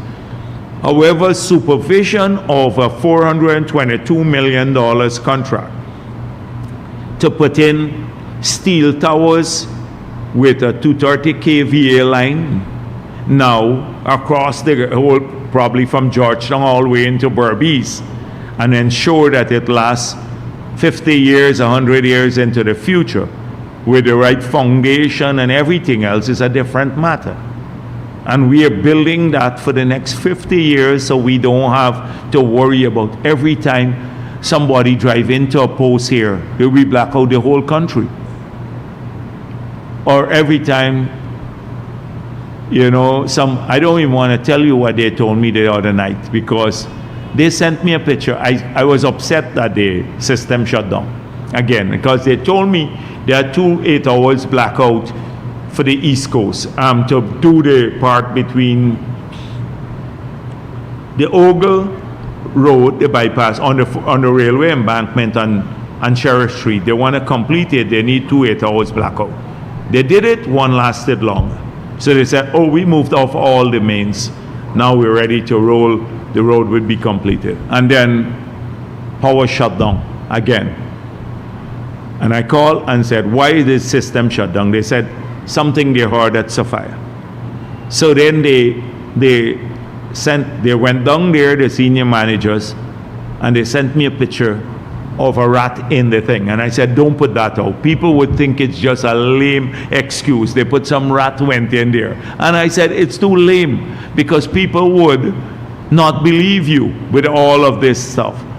So clearly the system in itself, I dealt with this on a radio program I had recently. The system, APNU didn't do anything on the transmission and distribution system. So that's archaic. We're trying to get that up. On the generation system, they didn't do anything. The system is still unstable. Because if you could have one little rat go and break a feeder and black out a whole area and burn it, then you don't have redundancies. And that's what we're trying to build now, redundancies. So circular system. So if you get a blackout here, if you have a linear system and you have a blackout or some problem here, all the people beyond that point gets blacked out. If you have a circular system, you can route the power in a different direction. So you have redundancy, you have circular systems. That's what we did not have for ages. The aging And big investments are taking place now. It's happening now, but you're going to see the system grow. There's no choice to it. But so it's very different sort of skill I'm talking about. And the education system, yes, must support people who want to go in that direction. I agree with you, because we will need these skills to manage here. Not just there, the hotel. That's why we set up a hospitality school to train people for the 12 hotels that we're going to have. And we're now training to staff the 12 new hospitals and the others that would be rehabilitated. We have to train people. Similarly, GPL and the power system would need more people, better trained people to run it. It would be a modern grid. Yes, please. Hi, Cordell Jones from Live Wire News. Okay, all right. Yeah, so the Win Party would have just concluded a press conference hosted by Bradley Sampson. When asked about the implications of the sanctions against the candidates, his response was sanction is just a word. I'm asking... Who is Bradley Sampson? Doggy. Oh, Doggy held the Yes. press conference for when? Yes. And answered quite a few more questions on the presidential candidate. Do you think politics in Guyana, persons are taking it as some sort of game or joke? And also... This is a pure joke. It's a pure joke. If Doggy is hosting a press conference for Win, and they're making this look our lives, look, this is serious business. It's the future of our children and everyone else. Can you imagine how much disregard they have for us as Guyanese to have that do? A man who brutally on record, videoed, brutally beat a woman with a gun. And a woman who was seeking her payment would host a press conference like that. Now, and they disassociated. You remember the statement? They said, he has nothing to do with us. He's not part of our team, etc. Now, suddenly he hosts a press conference for them and then says, sanction is a word. Well, you tell that to the Mohammed. I saw they asked him, and he said he could travel around the world. The same as Rudin Mohammed. It's not true, another lie. You ask Odessa Primus if sanction is just a word. You ask the others. I can't imagine that they will actually even what sort of thinking goes on? Have Doggy hold a press conference? What's his name? Sampson? Bradley Sampson. Oh. It's really, they're making this like a joke, yeah. And finally, we've seen some actions from some of the local banks. Could you inform Guyanese if it's a similar situation with insurance companies and these persons that are associated with the party? I don't know. I know the sanctions as financial company, financial institutions.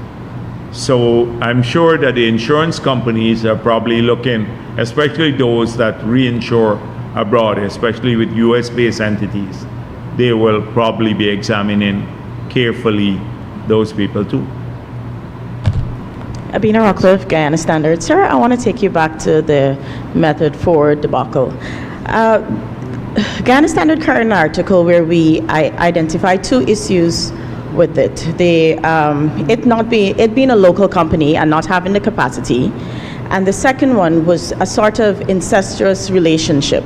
You said earlier that the company is not close to the government.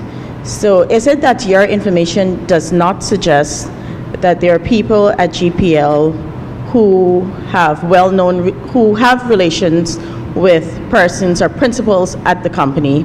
And has it come to your attention that there might have been some formal documents where the maiden name of spouse of someone at GPL appeared? Further to that. No, but you're speaking in hypothetical. So there are a couple of points here. If this company is close to the government, as the article mentions, and they got a bid. They went through the bidding process. They were evaluated, and it went to cabinet, and cabinet was told this is the best company. And then we didn't conclude the contract with them because we subsequently found out that they did not have the requisite experience. Then that speaks a lot to the integrity of our government.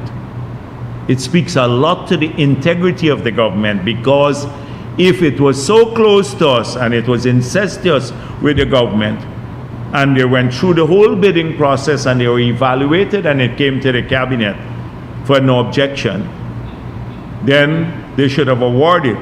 It would have been awarded to them because it's incestuous.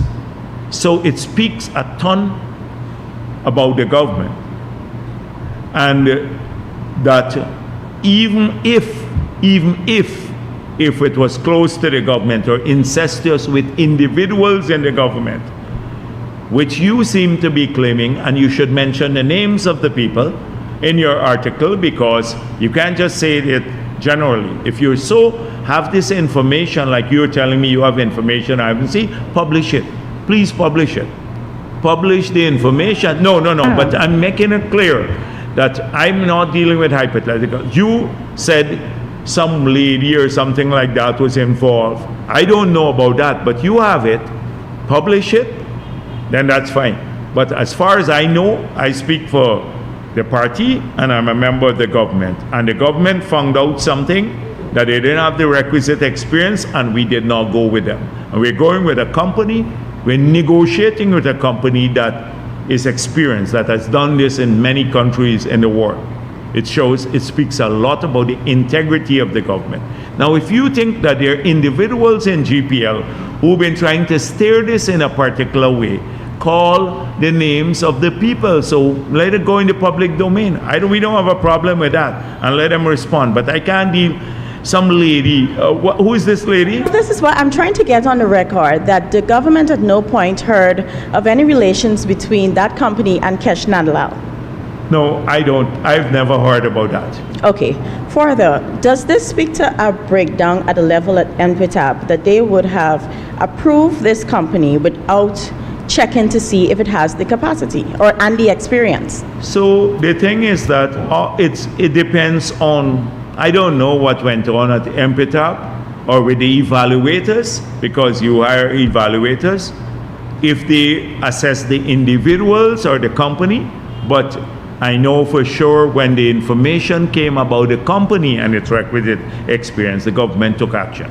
And there are lots of things we don't. You remember which party took the cabinet out of award of contract? It was this party. Cabinet used to award contracts. We changed the law to say that the cabinet only has a no objection role now. No, very few countries in the world have that. But this is all about, it is about sidetracking from the main issues. As far as I'm concerned, that the government of Guyana did not sign a contract with this company, regardless of whether it was close or not to us. It did not sign. In fact, it canceled a bid that was approved already, or no objection was given to. Secondly, there is a negotiation process with a company that is experienced and for supervision of a project that needs supervision. That's what's going on. It's a routine thing for me practically. This is all a mountain over, making a mountain out of a molehill for a particular purpose. You want to talk about corruption on Mahipal? Ask him why in 5 years they never once comply with the law, the Procurement Act of Guyana, and post the awards made by MPTAB to the site. Every year under the PPP, since we resumed office, every single award made by MPTAB has been posted on that site. Who got the contract, the method of procurement, the size of contract. Every single one of that, that's the law, the Procurement Act. In 5 years under APNU, not one post is up there. We didn't know who contracts were awarded to. You ask, how did they, where is this, the 600 million that's missing from the 1.8 billion project that they did at Durban Park? Paul, since we're contesting elections back again, ask Paul about that, what role he had or Patterson had in that. You asked about the unsolicited bid that he's charged for, Patterson is charged for now and before the courts on the feasibility study for the bridge. Ask him about that. Ask Jordan about how he could have transferred large plots of land and without and give title to the companies without the people paying a single cent. It's a breach of fiduciary duty. I can go down a long list of things. Now, 3 weeks before the elections, the government canceled a bid that was deemed people close to us were supposed to get this work, and we cancel it. And that becomes now an issue. We should be lauded for that. We have, in these 5 years, we have faced lots of challenges with procurement too. And you've had a lot of people, the evaluators, who have not done a good job in many, many cases.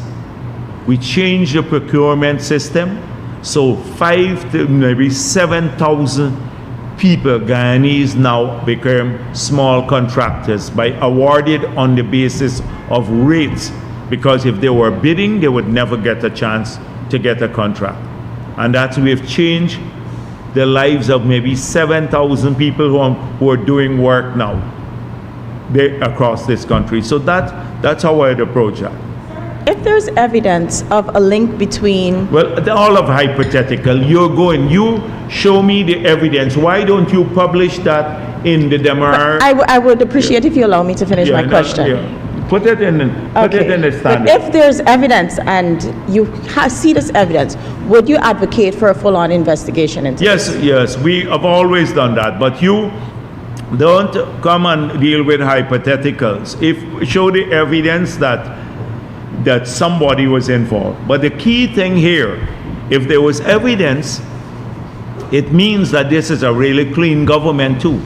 Because here you have evidence of a person close to government trying to compromise the bid process, and the PPP civic government does not award a contract to that company that they were trying to compromise in favor of. That speaks a lot about us. It's a great thing for us.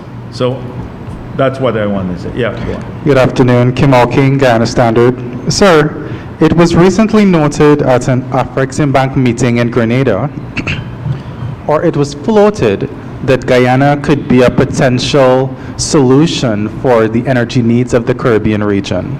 So I was wondering if you think Guyana would help the region at a preferential price with respect to its crude sales to its CARICOM partners. I did not follow this, Kimal, but what were they suggesting?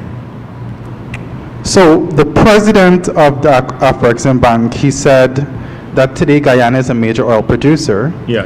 If CARICOM has thought about aggregating its demand for petroleum and talking to Guyana to refine and supply it collectively.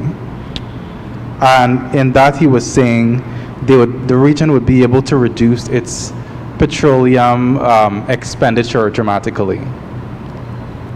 So we've never explored this with anyone in the region. I don't think there has even been such a demand.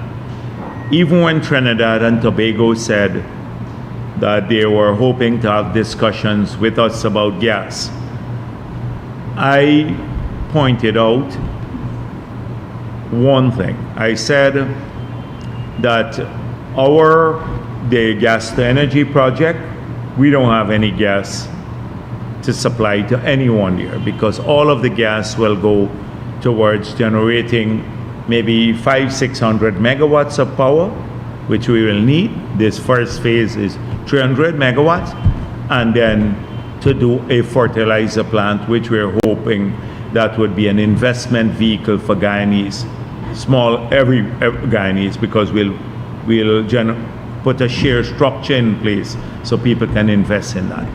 That's gas then. I then said we are looking to monetize our gas, the gas offshore, that is associated gas, and some of the fields where we have had more gas than oil. The discussions are taking place now. We didn't pursue them in earnest because of the elections period now, but there's a tripartite engagement. We've been talking to Suriname about the possibility to eventually, because they have a gas field close to ours in the quarantine area. But they are not formally part of the tripartite discussion between government, Exxon, and what's the name of the company? Fulcrum LNG. And Fulcrum Energy. That we're yet to make a decision whether there will be a project, but they are studying now all of the possibilities, including a floating LNG plant, bringing the gas on shore through a major pipeline for industrialization, or to generate power for the sale to Brazil, or any other use that could make the project feasible.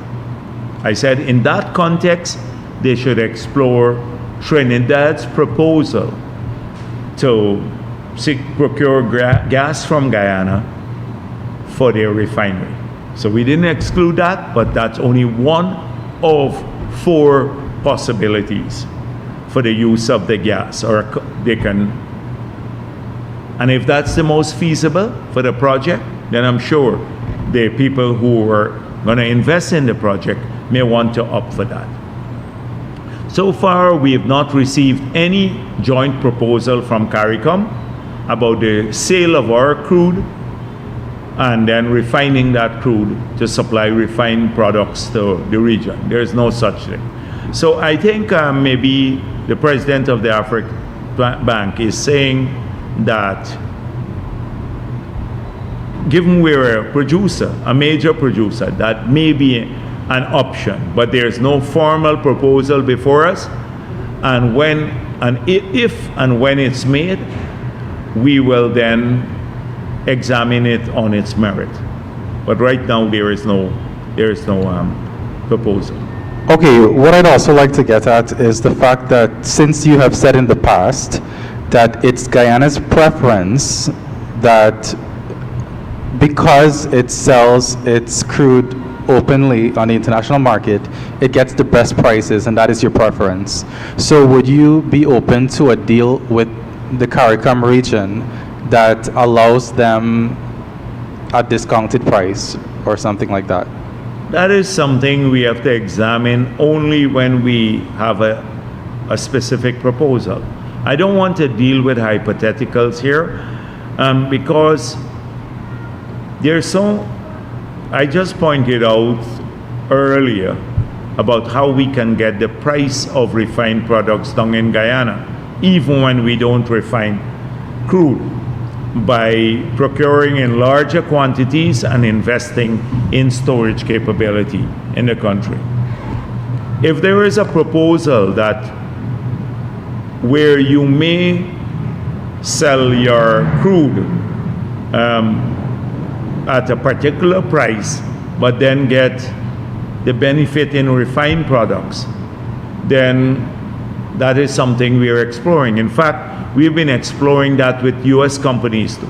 We've been exploring that with a U.S. company where we would sell a quantity of our crude, and then they would resell us the refined or supply back us with the refined products at a lower cost than we are now procuring globally, which will end up with significant lower costs to our consumers here in Guyana. So we're open to exploring any option, but let's see it when it comes. There's nothing to talk about because there's no proposal now. Okay, as the government moves forward and continues its spending, especially on infrastructure projects, do you have plans to close in on risk areas in the procurement chain for waste and corruption? The thing is that a lot of their procurement, if you look at, for example, the housing, we spent about close to $300 billion on housing. No foreign company has been awarded these contracts. There a lot of talk about how Chinese companies, I dealt with that. If you look at the amount of, a lot of it is still ongoing, like the 20,000 houses on the East Coast. We are getting their output. We have major problems with delivery. Not so much the procurement, but delivery. People are slow to complete a lot of the projects that we have awarded. In housing, on infrastructure, young professional homes, and also the core homes.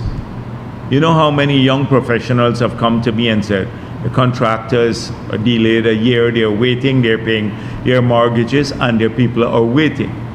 So we have a problem with many people, local contractors. Some are doing an excellent job, and many are not fulfilling their promises or doing substandard work. We have to fix that, apart from the procurement, to make sure that it is done well. But who do you go to then? If you don't have, people are at the limit, you'd have to engage foreign contractors. So we can then get a company to come in and do 2,000 houses of a particular standard because it's prefabricated and you move fast. And in the next term, I think we'd have to do about 45,000 houses. Now you're talking about that. So it's the balance between giving our people opportunities and getting the work done fast enough and giving some foreign companies a toehold. So it is procurement, but it's also a question of capacity, etc.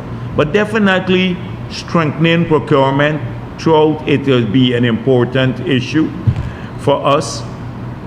I spoke about the last government, and I told you about what we put on the site. Transparency is not about the procurement, it's about ensuring that the citizens have the information to question it. And that's why every contract that we have given, awarded by NPTAB over a certain price, is now on that site. And the method of procurement. So whether it was competitive bidding or sole sourcing, you will see it there too. And you can then question, why did they sole source this project here? So those are done. So definitely yes, it is something that came up at the consultations about strengthening procurement. If you look at my speech there at the consultations manifesto, I spoke of that in great detail. I'm also asking about engineers, the government's engineers and public servants who are involved in procurement.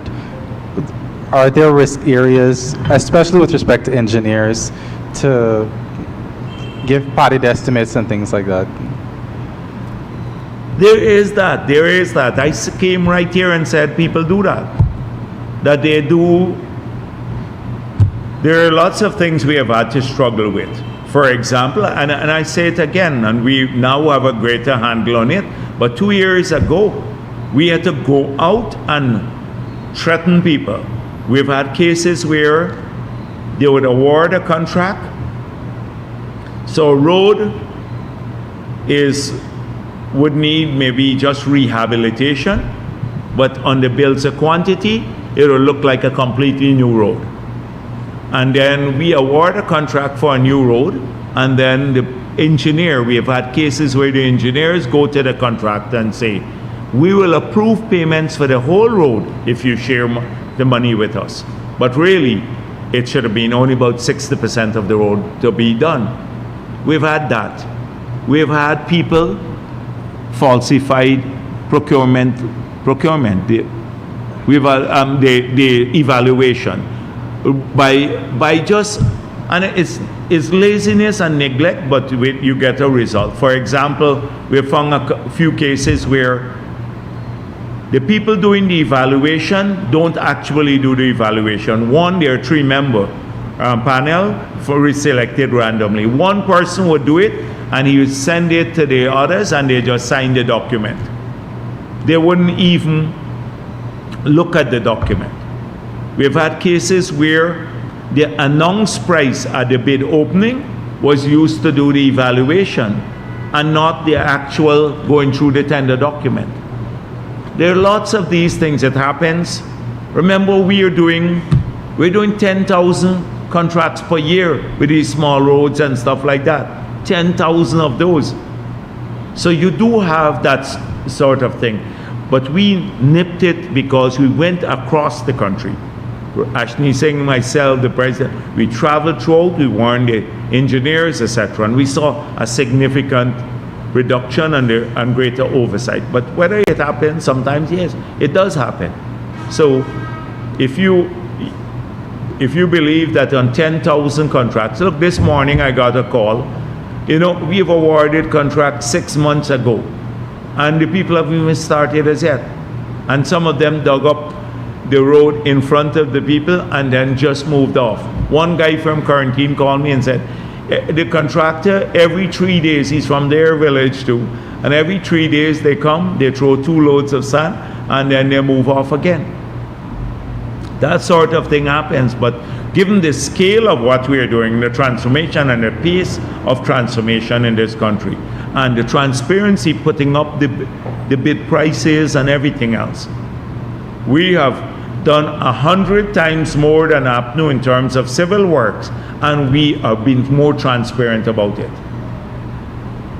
Okay, so I want to ask about, with respect to the political parties' positions on cash transfers, your political opponents, such as Nigel Hughes and Aubrey Norton, have floated the idea of being more predictable about the cash transfers, such as when you're going to give them, 1 a year, twice a year, whatever.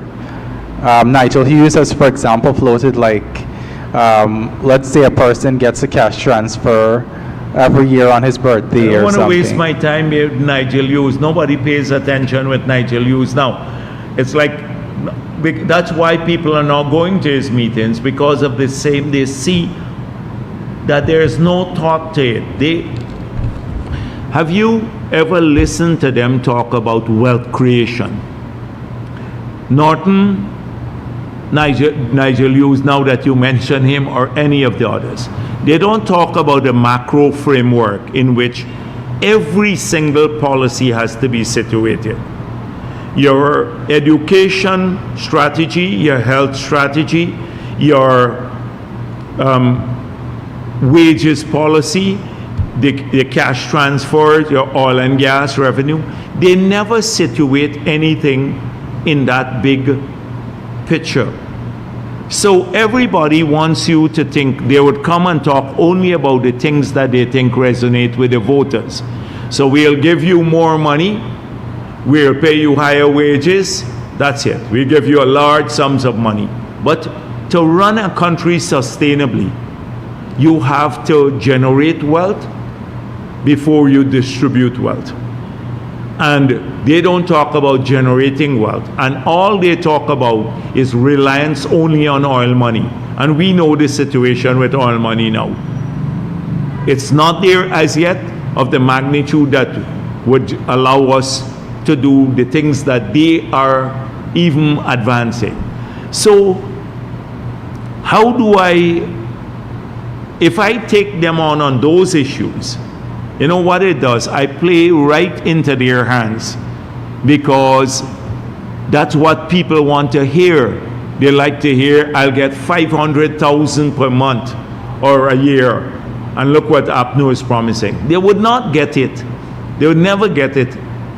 But they don't talk about how do we create a situation where we avoid the Dutch disease. So that's why I don't want to go down that route, because it's nonsensical for me, because I've run a Ministry of Finance before. I've been president. I've had to deal with the toughest era when we didn't have money to pay our debts. So I've seen the lay of the land. I've seen how people talk a lot, and they talk a lot of nonsense. We've had to have a sustained policy over these years. So Nigel Hughes, I don't know, but predictability. Oil revenue is not predictable. How can you distribute oil revenue predictably? Even oil revenue is not predictable, and they acknowledge that. Many times Skytrone News have come here and said, what if oil prices fall? So that's my response to the predictability argument. Oil revenues are not predictable. Themselves. So you Okay. can't distribute what. Okay, finally, Guyana and the Dominican Republic have been strengthening relations regarding agriculture and oil and gas. I want to know if there are plans to pull in Brazil, who is our closest large oil producer, for cooperation in oil and gas. Yes, when President Lula was here, and even when the president was back in Brazil, we've been discussing collaboration in that sector too, oil and gas sector. And I think it makes sense. Brazil is a big neighbor, a good neighbor, and we should also involve them in our discussions. Thank you. Anyone else? Okay, thank you.